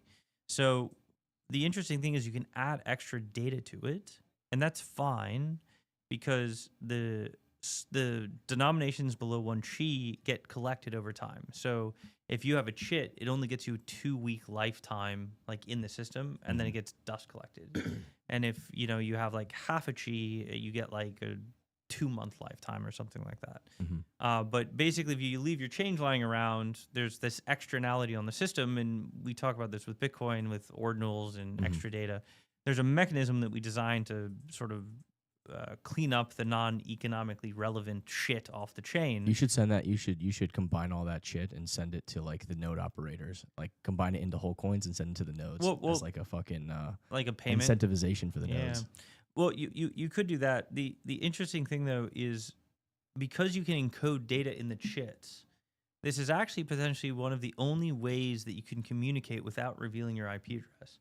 So if you were to run a node and you were to encrypt messages into the chits, it's like having a message board in public, putting an encrypted message on the message board, having everybody who's participating in using the network walk past that message board. You get to look at it. You don't have to take the message down. You just like look at all the messages, see if one's for you based off how you can decrypt it. You collect the message, then you read it. You've literally transmitted a message now where you haven't revealed your IP. And then it disappears. What about and then it eventually disappears out of the system. That's like actually a pretty cool. Snapchat. For, It's 2 weeks. It's a shit chat. Chit chat. That's a great name. That is awesome. That's a You like that? That's a pretty good name. I'm gonna build my DApp on Quai. I'm gonna call it chit chat. Well, you better run fast because one of our devs. Someone who's listening to this podcast is gonna steal that idea and fucking run with it. Go I give you for full permission to steal it. I'm too busy for this shit anyway. One of our community members, not someone we pay, just someone who's building an app, is actually built an encrypted app using like Quai as the back end. He originally did it with Quai. I'm trying to get him to migrate it over to Chi. Just because Chi has those features. That it make has the better. features that like more privacy features. more privacy, and Yeah. then it'll eventually disappear and garbage collect everything. So hopefully we get him to move it over to Chi, and then you'll actually potentially have like the best privacy of any app or any like mechanism. So like even with Signal, the problem is What about remailers? Like that's what the OG Cypherpunks used to do. Like they Remailers? This is a David Chom thing. okay. So he came up with this idea of remailers where people would send emails, but they would get resent and like you couldn't really track where they originally came from. Are you familiar with that at all? I've heard of this, right? It's it's similar to like the Onion idea, but you're still kind of hoping that like you have trusted parties in the middle, so to speak. Yeah. Like it's almost like there's like a physically constrained problem here, where like I need to know where I'm going and I need to know like who to respond to. So at some point that has to be known in the system by somebody else than the people that are talking. But like the mail, and so isn't, like doesn't, with like, the that mailing list requirement, it's like you're always kind of revealing something. Mhm. So the only way I've ever seen that's like closer to perfect is you all get, everybody's always walking past the same message board, and some people are putting up messages and some people are reading, and then the messages fall off by themselves over time. Mhm. And so you never reveal who's actually seeing what. Yeah. So then you never know my IP address. I just use it as a message board. And the price for doing this, because it has to be economically Mhm. done, I want to say it's like something like 2 cents a kilobyte. Mm. So it's not free, Uh-huh. but like it's very inexpensive. Yeah. if you don't want to like reveal your IP Cheaper address, than the postal service. Mm. So. 2 cents a kilobyte. Yeah. Christopher says VPN Inception. Paul, do me a favor. Tag Carl and tag Obscura VPN in the comment section or in the chat or something. Give him a little love. I think these chats always disappear. We can never find him. So I think it's CARL. Not Yeah, K. I think it's just for the actual stream and then disappears. Yeah. So I think that's the one that's built into X. I think does that. I believe. But we're trying to figure out a way to. If anybody has any ideas, we've been trying to figure this out for like a month now. I'm trying to figure out how to get a like a live chat that goes from Rumble and goes from all the different places that Paul streams to. Like figure out how to get it all so like all the chats show up together and they don't disappear. I don't know what to use, but I'm happy to pay for whatever the thing is. Paul's like, oh, I can't find a free one. I'm like, I don't care. Just fucking find one that works and I'll pay for it. But One of the questions tag Obscura as well. Because it's I think people should check it out. If you're a Cypherpunk, check it out because it is cool. Carl's pushing the envelope of VPNs and building some cool things. So give him some love. What do we have, Paul? We have another question from somewhere. one of the original questions was, let me see if I can find it. It was, Dr. K, do you think Bitcoin will be merged mined to help secure it in the future? Bitcoin's already merged mined by. There's a tons of things that use Bitcoin. And like I mine a bunch of Bitcoin and like I'm getting all these other tokens. There's like fractal Bitcoin and Hathor and just like tons of other like little things you get. Yeah. Right now currently. Yeah, I think merge mining is positive. Yeah. Yeah. Merged mining future of crypto emissions problem, in my opinion. I don't know what do you mean by that, Jim? Merged mining future of crypto emissions problem.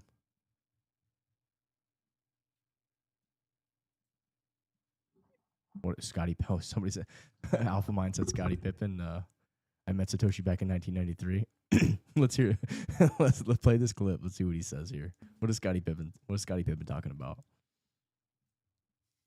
You mentioned you met Satoshi in Seattle in 1993. He also came to you in Israel. You have a nice relationship with Satoshi. I feel like I do. Yeah. I feel like I have a story to tell. Definitely have an opportunity to meet him back in 1993. You mentioned you met. I mean, listen, I'll never discount. There's anybody. no story. He doesn't tell the story. I've got a story to tell. It was probably Craig Wright. Never discount the Pippin. We never know what's popping with the Pippin. Sailor's reaction. He broke his neck real quick. Oh, that's classic. Did what? Well, who? Yo, did you guys see this one? This is classic. My teeth are scarce, but they're not worth billions of dollars. The Financial Times. This is the funniest meme I've seen all week. Whoever made this meme like wins memes for the week. No, scroll down, Paul. You can't even see the whole meme in the picture, but this is my favorite. So like they were trying to like FUD Bitcoin, and they had this like this chick like trying. They put the brain in the blender. I love it.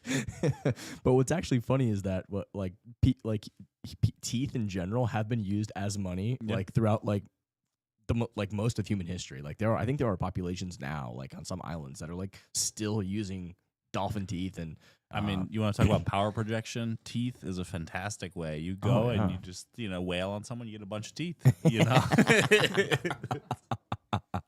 I mean, we even do it with our kids, right? Yeah. Tooth fairy. The tooth fairy, yeah. It's like the first introduction to currency, man. Yeah, but no doubt. I mean, shells have been used as money. Teeth have been used as money and are still used as money or have monetary value in certain regions, which is kind of hard to believe. It's kind of crazy, but it is true. Yeah. And the reason for that is that, there are some natural limitation to the creation of teeth. Like, right, they're not like necessarily super rare, but like you can't just print them, right? Like can't just print teeth. So yeah, that was funny that she actually said that, but that was just like whoever made this meme, like they win, bro. That was so good. Who posted it? Go up a little bit. Is it this guy right here? Is it Corey Bates? If Corey Bates made this, dude, you win, Corey. That's a great meme. All right, Paul. Can you preface it? Why has this meme gone viral? It's said, was it the New York Times or the Wall Street Journal? I mean, this is Financial Times. I mean, I didn't actually watch the whole thing, but my understanding of the synopsis of it was I watched like clips from it, and like basically she was like, it's almost like a tradfi like journalist trying to say like, you know, what's going on with Bitcoin, right? But like just doing like a very surface level. She probably got assigned this, like they probably gave her an assignment and said, hey, go FUD Bitcoin, like find out, like come up with here's your story, here's what you're gonna say. You're gonna say that Bitcoin sucks and you need to find a reason why. So like I think that's what the whole thing was, is she's just like trying to figure out how to like how can I like talk bad about Bitcoin or FUD Bitcoin, and like instead of actually like trying to go and actually understand like what's actually at play here over the past 2 decades. Like why is Bitcoin actually important? So there's a famous quote that's like, it's very hard to get people to understand things when their income depends on them not understanding it, right? Mm-hmm. So that's kind of funny. Oh yeah, there she is. Go down. This chick right here, or maybe not a chick. I don't know. Oh no. Uh-oh. Okay, her Katie, so it is a girl. Bitcoin is not for the faint-hearted. With no obvious use case, it's an inherently speculative Oh bet. my God, pause this for a second. Bitcoin maxis. No obvious use cases. No. It's because she's British. That's why her teeth aren't worth billions. Oh, I might be right, because they have bad dentistry. That's a subtle jab on the Brits. But with no obvious use cases, right? Like what she doesn't understand is like half the planet doesn't have access to bank accounts or traditional banking or even stable currencies, right? Or they live under authoritarian regimes. So she could not be more wrong. I mean, you just go out and make hedging the dollar. Yeah, I mean, it's like just an idiotic statement to make, because if you do basic research, you can find out how people have used Bitcoin to flee oppressive regimes, flee, war-torn regions, flee domestic violence, flee all sorts of things, and protect themselves versus against hyperinflation, government debasement, and all sorts of problems. So to say, there's no obvious use case for a money that's, designed to be a sound money that protects your life's energy and purchasing power. I mean, it's like the most absolutely ridiculous thing that I've ever heard. But this is what you get from the mainstream media. Jeff and Michael Saylor believe in the value embedded in Bitcoin because of its scarcity. I still don't get this. My teeth are pretty scarce and pretty useful, but they're not worth billions of bucks. Still, for the believers, there's just no plausible way for Bitcoin to crash. Are you comfortable with so much of your personal wealth tied up in this one thing? Yeah, absolutely. Yeah. Now, I'm not going to sit here and tell you how strategy or Bitcoin are going to perform in the future. My track record here sucks, and I genuinely have no idea. At least she admits to that. But I would argue that no one else really truly has any idea either, which is why I get nervous for retail investors like Jeff. Study Bitcoin. Bitcoin is... Yeah, I think that's a nice closeout. Study Bitcoin, right? Like, understand what's happening here and what's at play here. Oh, Jeff. My name is Jeff. Yeah, Jeff. Do you feel comfortable with all your life work, like your wealth in Bitcoin? I do. Oh man. All right. What else we got, Paul? Do a couple more takes before we close out here. Oh, that was a cool story. Go up. Talk about this kid. So this is why I'm so optimistic about the future. Vittorio, he has some great takes here. I love reading some of his stuff. Absolutely incredible. A 9-month-old baby with a fatal genetic disorder was healed with the first ever personalized gene editing therapy, a treatment made for him alone, a therapy of one. I think this is like fascinating to see what the future and potential holds here when it comes to solving problems that could kill, people that rare genetic diseases, things like that, now this kid can have a healthy life. So I think it's very interesting. I think Dr. K has a different dystopian take. So let's hear it, Dr. K. What do you got for us, big guy? When you talk about existential threats to humanity, you can talk about coronal mass injections. You can talk about meteoroids. Nuclear. I mean, we have plenty of them. Nuclear bombs. I mean, that's one that exists right now. Nuclear war. But what I think is the most credible threat to humanity is CRISPR. Really? Yes. I'll take the other side of this one, but let's hear you unpack it. So I mean, and I won't even say this as a conspiracy theory because, if you know anything about science and gene editing and evolution, COVID was 100% human-made. From a lab. Yeah, I think that's pretty much been the right. And the thing is, you could have ascertained that when they published the sequencing on February 1st of 2020, And Really? I ascertained that. Really? And then through all of COVID, I'm like, They what lied the- about it. They kept. Well, how could they credibly come out and say like, "Oh, there's no evidence that this is that this is man-made"? Like what? Like what? I mean, obviously they lie about everything, but like. There's actually a much deeper story here, which is the woman who was the head of the lab published a paper in, I think it was like 2016, on how she took a bat originated coronavirus, used CRISPR to insert something called a polyfurin cleavage site, which is like 12 base pairs, and it became virulent and communicable in humans. Yeah. And everyone was like, what the fuck? You did what to what and why?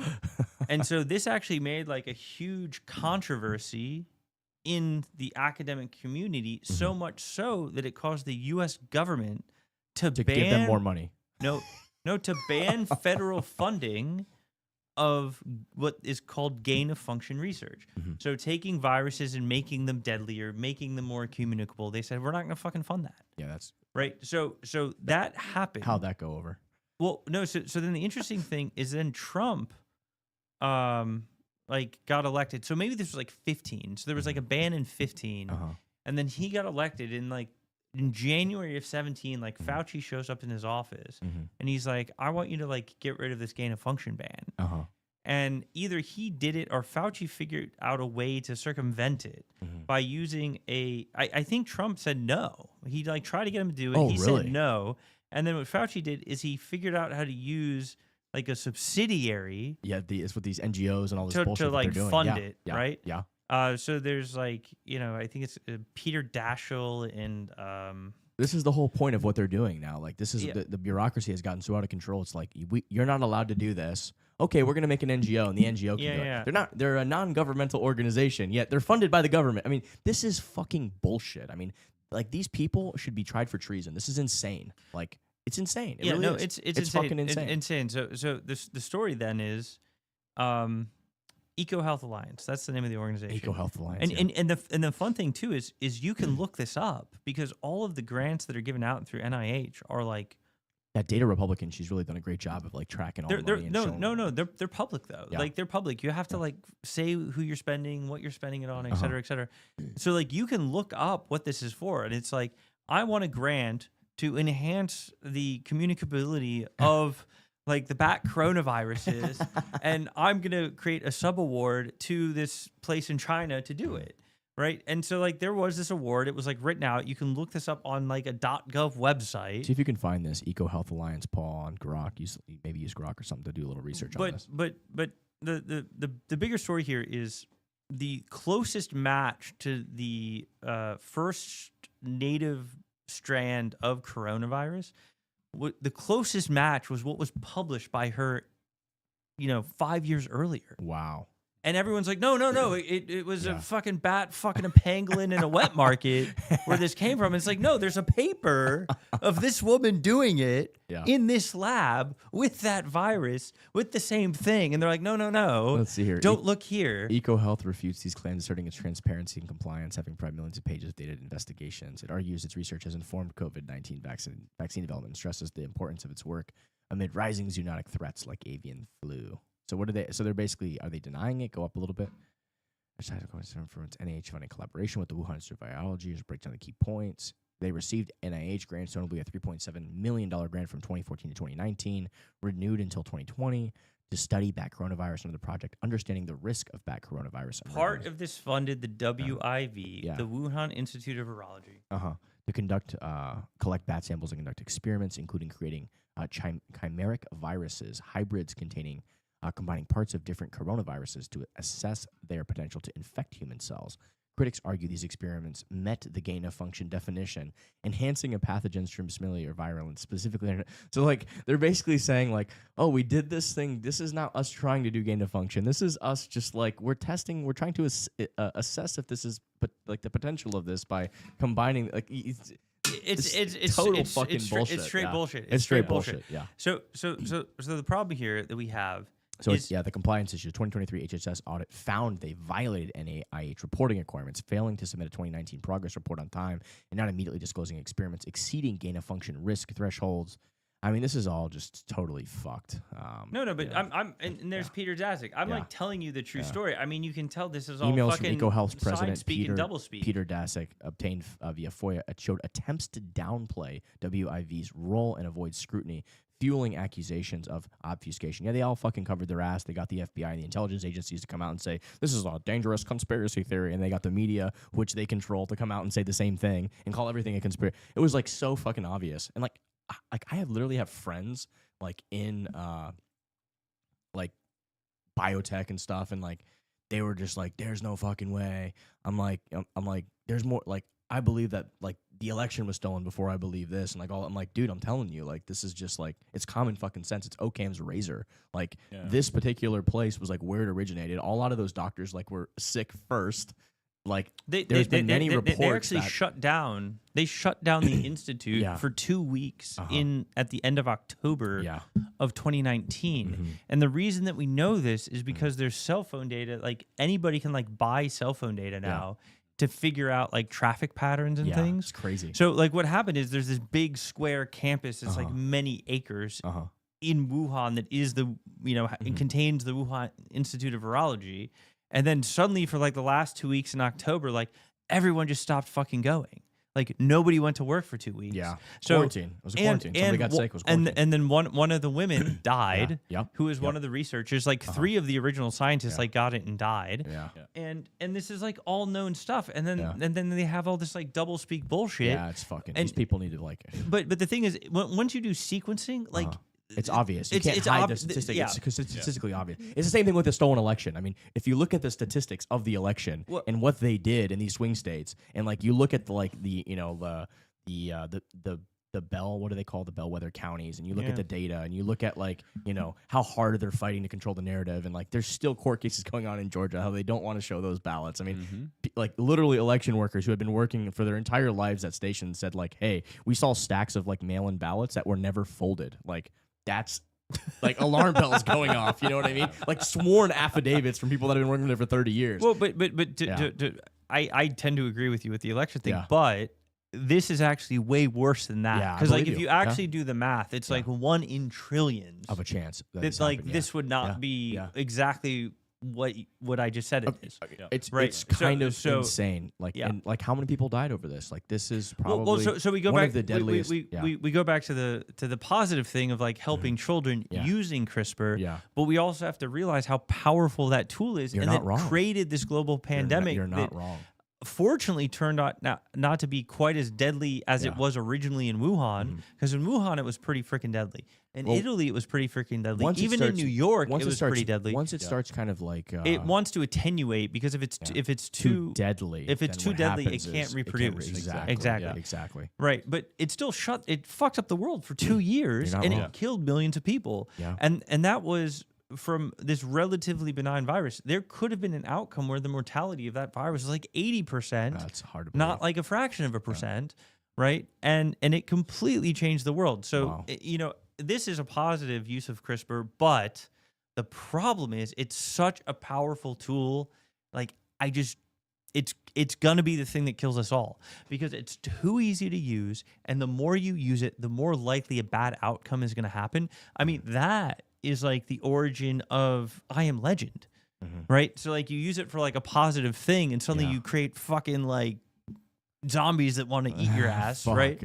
Right? But you can argue that with any technology. That's exactly what I was thinking too. Is like if you can design something that can harm, you could also use it defensively to give somebody, to change your genetic code. I mean, the creation of be fire, more resistant to, is a two-sided coin. I mean, it gives you light, but it can also create, mass devastation. The problem though is fire doesn't have the degree of complexity. So like if you look at like what we understand about the genome, like we are so stupid right now. Like we don't know what the fuck we're doing. Yeah. Well, that's changing very quickly, especially with AI. Like it's really uncovering that language and teaching us a lot, Well, but we still don't know what we're doing. Yeah. And so like even if we're playing with fire, it's like we're more likely to get more collateral damage than not, because it's such a powerful tool that we don't understand. Yeah. And so that's why I think that like Same argument can be made for in- AI and like Yeah, all yeah. sorts of stuff too. Like hey, we don't understand this artificial intelligence, right? Like this kind of doomerism. I mean, you're right. Look what just happened. I mean, you're not wrong about that, right? If they use CRISPR to I'm not do this, like as worried about Yeah. AI. I think that's like a different like pull, and I Mm-hmm. typically don't like take this like more Luddite stance. yeah. The other problem with it is like anybody can do it. Mm. So like there's like with AI, if I want to like train an AI, I still need like a lot of money to do it and like have it be meaningful. But I mean, even with this, though, you have to be CRISPR, intellectual to like. no. You kind of do. What do you I mean mean, by anybody can do like, it with CRISPR? to like Yeah, For- give us do a 101 CRISPR on here. like microscopic for samples like and for shit? like 10 grand, like you can do genetic engineering. Oh, is that where you see like people choosing what color their babies have, like you the you eyes can and That's part of this, so yeah. there's actually like a great Netflix series that like came out on this. It's like a mini series, 6-part. It's called Unnatural Selection. Yeah, if that you was want to Josh. like I think get was the guy's name. It was really cool. yeah, if you want to get like a better Biohacking. viewpoint Was it of about like biohacking? well, so it was CRISPR from all angles. So it was like from biohacking as well as from governments and research and like trying to use it to modify nature and things. Very interesting series, but if you watch it like and you understand technology and you come away from that not thinking like, oh, this is what's gonna fucking like end us. The cat's out of the bag, though. I Like, mean, I don't know. how do you like? What do you do? I mean, there's really not much you can do. Like, aside from protect yourself, if you can figure out how to biohack yourself. I don't know. I mean, I don't know what the answer is, right? But No, I I but don't know think what the any, answer is. I but- don't. I think any technology that can be used to cause harm can also be used for good. And I think throughout human history, there's been this tug and pull when it comes to technology that like it can be like guns for another example. Like they can be used for good, they can be used for bad. And I think there is some level of intellectual ability you have to fucking biohack, right? Like if you're like a terrible, as like intelligence and education goes, you tend to usually you're a person that becomes less and less, violent and more compassionate, right? But that kind of there's inverse law there. I mean, what I this whole find, yeah. gain of function thing. Yeah. Well, I don't think it was nefarious. I don't think it was nefarious either. I think it was unintentional. I think it was unintentional, but so it's not even a question of like, are you nonviolent or not? Yeah. It's do you have the hubris to play with tools that you can't control that have crazy fucking outcomes? Yeah. That are way bigger than you. So what we're saying is all of these scientists that like are in virology isn't fun because you don't get very many new viral outbreaks. So what's ended up happening is because we have the funding through the NIH and we have this new toolkit called CRISPR, all of the virologists are like, I know how I can study viruses. I can like make them super virulent so that I can figure out what's going to happen. And then I can tell you my justification for it is so that I can then create a cure for the virus that I made, right? So like all of the people that are on the cutting edge of virology and like trying to make their names, the reason they're involved in this is strict hubris, but there's no palpable like benefit to society, but there's this huge tail of like crazy fucking risk that we just saw with COVID. Yeah. And luckily it didn't like go that bad for us, but it could have gone a lot fucking worse. And that's like the problem with CRISPR. And then it's not just the hubris aspect, it's so uncontrolled and it's so cheap. It's like I literally for like 10 grand you can start doing genetic engineering. It's so low barrier to entry, but like take something else that has like similar destructiveness. Fucking nukes. Like it's really hard to make a nuclear weapon because it's really hard to refine the uranium or the plutonium to an enriched state that can actually, blow up.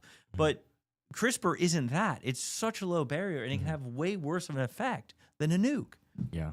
It's interesting to think about. At some point, I think we probably have to draw a line. I mean, the church has certainly already drawn a line when it comes to in vitro fertilization because, like, with CRISPR, you can, basically eliminate, risk. The risk of different diseases within an embryo at a very early stage. And so, but at what point do you start to play God? And at what point does that really become a problem? Like how much power do you want to give to one individual or to a group of individuals? Yeah, I mean, we play And God we breed animals and play God on, with all sorts of stuff. Yeah, we're already playing God. How, I mean, and how God provided awesome these tools. I mean, you can kind of like stretch that back and say, hey, God provided this in nature, and this is a tool that that can be used, right? But I hear what you're saying in your argument. I mean, but there's so many. It has so to many be an arbitrary line that we draw. I mean, it's just where is that arbitrary line? Because if you, I mean, there's selfish reasons to like take away like cancer risk and different disease risk from your child. Of course, like the parent wants to do that, but then also like that child now will have less cost and drain on society when then you go to the medical care. So, you see what I'm saying? So like there are positive externalities to doing that that benefit everybody. So I don't know what the line is. I don't know. And I think that people will have different lines. Communities and different civilizations and nation states will have different lines. There's an old mythological story that I always like. I think the story is the dream of Titone. And the idea was this guy, Titone, basically wished to the gods that his wife would live forever. And he never envisioned that she would suffer all of the aches and pains that come with aging. And so there's a world where it's like once we, eliminate all risks, does ultimately elderly age create a world where it's like people are actually living worse lives as a result of just living forever. I think and so they say health span is important. If you can, it doesn't make sense to increase lifespan if you can't also increase health span, but also, what does the future of life even look like? Is it a biological, mechanical hybrid? Is it is it biological life, or is it some kind of silicon hybrid of that? I don't know. I don't know all these questions, these answers, but it's interesting rabbit holes to go down.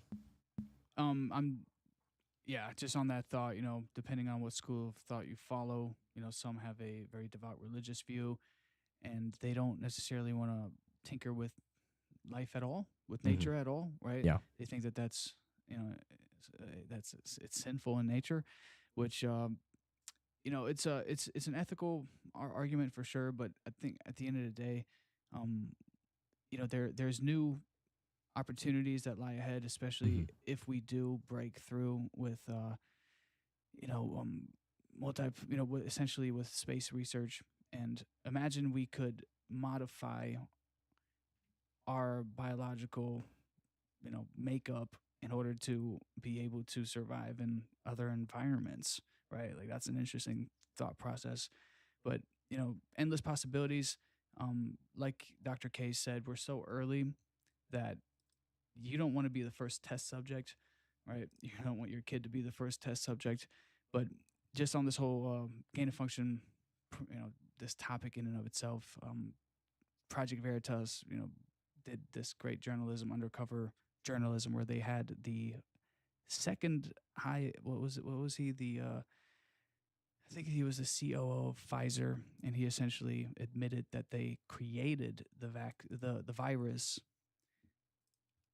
And specifically had that vaccine ready to go, essentially as a 1-2 punch, as essentially a cash grab. And from your point of view, Dr. K, where you're saying that these virologists, like, they didn't really have too many. I think what he's saying here is that once the COVID virus was released, what they did was, because as a virus, when something's released in nature, it naturally mutates over time, and when you get viruses and bacteria, their lifespans are incredibly short. So you can literally within a day, you could have like 100 generations of this mutations, because it's mutating quickly, because it's living for hours and dying hours later, having breeding essentially. And so I think what they're saying is they were playing with that actual virus in the lab to try to predict, hey, how is this thing? Basically, something very similar to what Wuhan was doing, it, but in a different way. They're basically trying to predict what the mutations look like, and then create separate vaccines for possible mutations that are going to occur. Like there was COVID-19 Omicron variant, and then there's COVID-19. I actually this is like old. It's very old. That he brought up. I actually remember this. This I want to say is like in 22 or 23 they were doing this, but if I recall it correctly, what this is referring to is that Pfizer was doing experiments to try to force the mutation of the coronavirus internally, so then they could develop vaccines against the mutated viruses. Exactly. Yeah. That's the point. Peanut has a question on our comments, Paul. He says, given recent discussions and statements from major financial institutions suggesting that Bitcoin's 21 million supply cap could potentially be changed, how realistic is such a scenario? What would be the implications for Bitcoin's value and the trust of its community if the cap were ever altered? I think that would literally that would literally be like the antithesis of what Bitcoin stands for. I'm not aware of any possibility of that happening. Obviously, why would people vote to increase this? It just doesn't make any sense. Like if you have a stake in Bitcoin, you have a stake in protecting your purchasing power. It would, it's just it's like You've got a nice dinner in front of you. Like, why would you put a bunch of dirt in it? Why would you make it worse, right? Like, why are you going to dilute yourself? Because that goes against your own self-interest. So I just don't see that ever being possible or happening. But yeah, I think if the part of the Bitcoin ethos is this idea of absolute scarcity, part of Satoshi's innovation is this idea of absolute scarcity. So I think that would be antithetical to Bitcoin itself, and that definitely never happens. So that's my take. What do you think? Who's the one that suggests? No, Peanut's he's just kind of saying that. I've seen some conversations of increasing the lowest denomination, so expanding from Satoshi and adding basically a couple of zeros. Yeah, but that's you're not increasing the supply. All you're doing is like you're increasing divisibility because you're at 100 million subunits now. But like it's like saying like hey, we've got a coin of gold, a bar of gold, but like we're gonna divide it into like instead of 20 coins, we're gonna divide it into like little tiny beads of it. Like it's still the same amount, right? You're just subdividing it further. I think the cap I don't see can change unless bad actors truly are kind of like, all right, let's screw with Bitcoin. But no, I mean I think self-preservation will probably reign true here, and so I don't really see. The system itself is resistant against bad actors. I mean, if like the people who are involved and participate in Bitcoin are, the people who have Bitcoin, right? So it's like you're diluting yourself. It just doesn't make any sense. Yeah. Like, people are like, it just doesn't make sense. The game theory is there, and the incentive structure is just it would never happen. What else we got, Paul? Let's see. Any other? How can we get the live chat so it stays up in the right corner? Is that possible or no? We talk about this every single week. And if I wasn't working so damn much, I'd have it figured out by now. All right, I got you. Sorry, no excuses. I'll get it up. But no, you had it a little while ago. You had it pulled up on the right, even not all of the different things, but yeah, it's the one we're using right now is a free one, and it's a bit janky. It has a mind of its own, so we'll figure that out. That's something on the bucket list for sure. There's some breaking news. Apparently, Texas, Greg Abbott. What do you got? Let me pull it up. Pull it up.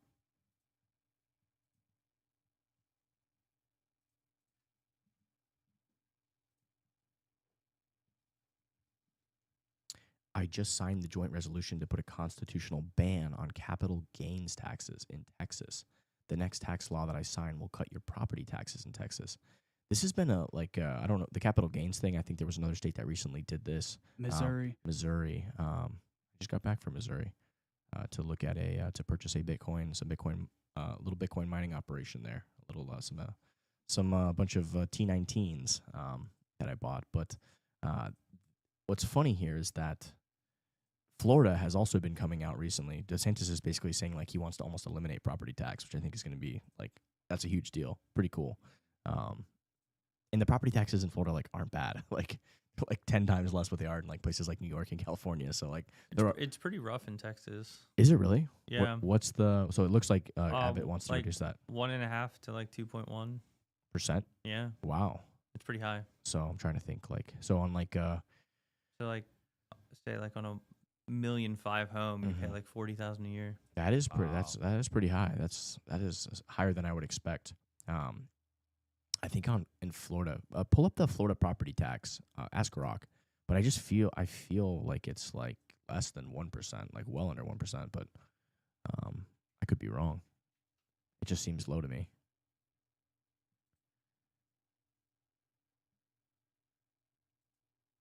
So I will say it's the primary funding mechanisms in Texas, besides the the mineral rights. Florida's average is 0.82%.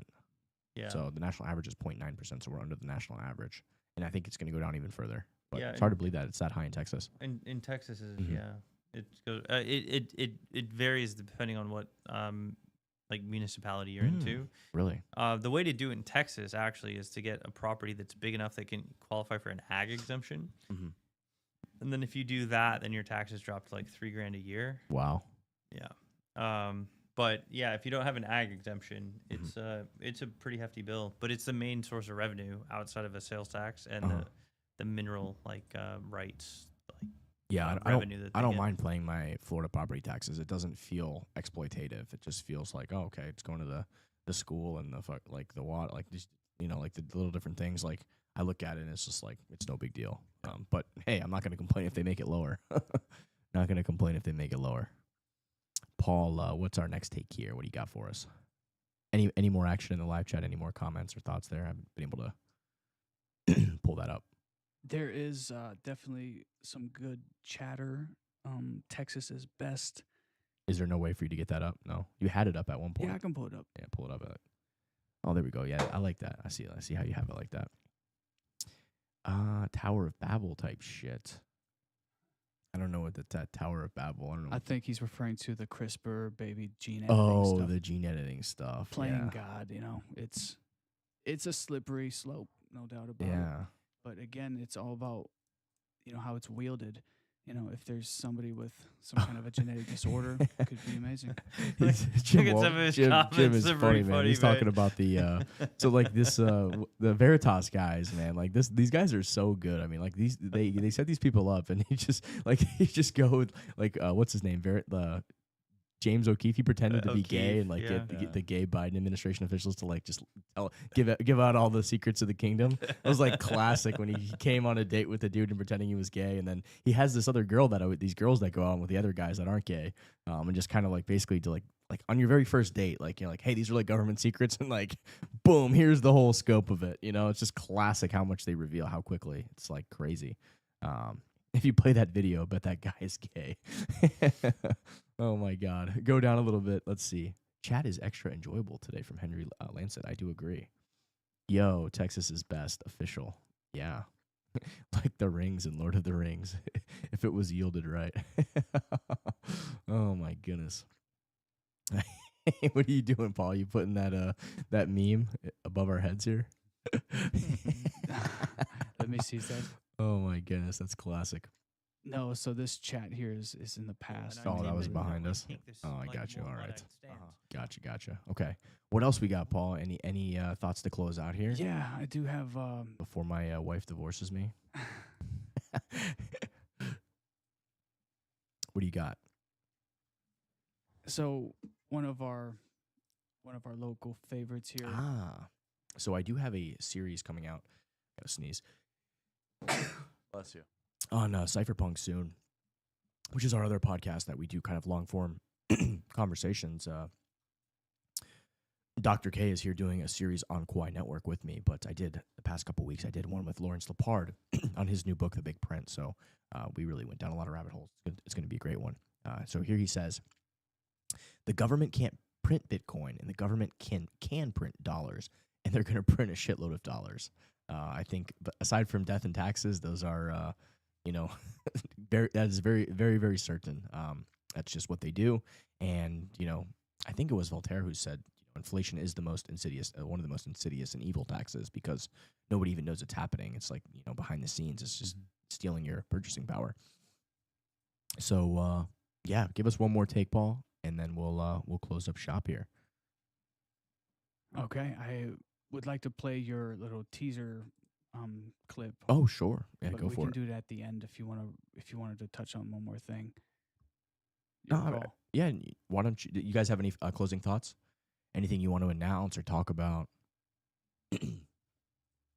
Tampa. I mean, shout out to Jim for a pretty entertaining Jim's live chat. Very entertaining in the live chat, and I guess we should have some winners of the Bitcoin Las Vegas ticket and Bitcoin Day tickets from the different chats. So, yeah, right on. Yep, Christopher NFGG. You'll be getting a DM with a ticket link if you haven't already. Jim Wahlberg, you are already invited. Hope to see you there. All right. Hell yeah. Bacon and Bible. You're going to Vegas. All right, we're giving away extra tickets today. All right, we've got some Kwai Squad. We'll just send them all your way. The whole, what do you call them? The Kwai guys. I like Kwai guys. I mean, yeah, they should be called. I think what you guys came up with was like Kwioneers or something. I like Kwai guy. Like the Kwai guy just has a nice ring to it. You're a Kwai guy. That's what it should. That's what it should be. Kwai guy. Pretty Kwai fly. Guys and Kwai guy. gals. Pretty fly for a Kwai guy. Kwai guy and chit chat. We were just on fire today. The whole ideas for the ecosystem. When we get off here, I'm going to get daddy. A guy. I'm going to be getting that chit chat. All right, baby. Paul. Feel free to close us out here, guys. It's a wrap, and you can play the intro to the series if you want, the series I'm going to do, and then I'll have one with Dr. K here soon. So if you are a Kwai guy, you are going to want to catch the series that I recorded this past week with Dr. K. It's a wrap, guys. Thanks so much. Thanks. Thank you. Something is fundamentally broken in our financial system. You feel it every time you check your grocery bill, see housing prices soar beyond reach, or wonder why working harder doesn't get you ahead anymore. What if none of this is an accident? Coming this month to Cypherpunk'd, a gripping 12-part series that will transform how you view money, power, and your financial future. Based on Lawrence Lepard's groundbreaking book, The Big Print, this series exposes the greatest financial deception of our lifetime and why we're hurtling toward a monetary reckoning that will reshape society. This isn't just another financial book. It's the red pill for our economic matrix. Meet Lawrence Lepard. Larry, a Harvard-educated venture capitalist, famously confronted Timothy Geithner, Henry Paulson, and Larry Summers at a Harvard business event in front of 300 former alumni. In The Big Print, he takes us behind the curtain of the most powerful financial institution on earth, the Federal Reserve.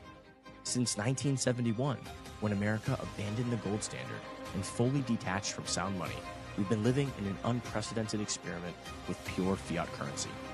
If human history is any indication, this has never turned out well. The results? The top 1% now control 92% of America's wealth. Half of Americans struggle to keep up with inflation, while a privileged few control the money printers. Larry reveals how 3 generations of his family were blindsided by Federal Reserve policies.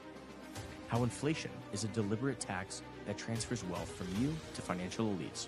What a debt doom loop and monetary resets are and look like. Why Bitcoin might be humanity's last chance to escape a system engineered to extract your wealth and life's energy. This isn't just a story of crisis. It's a roadmap to the other side.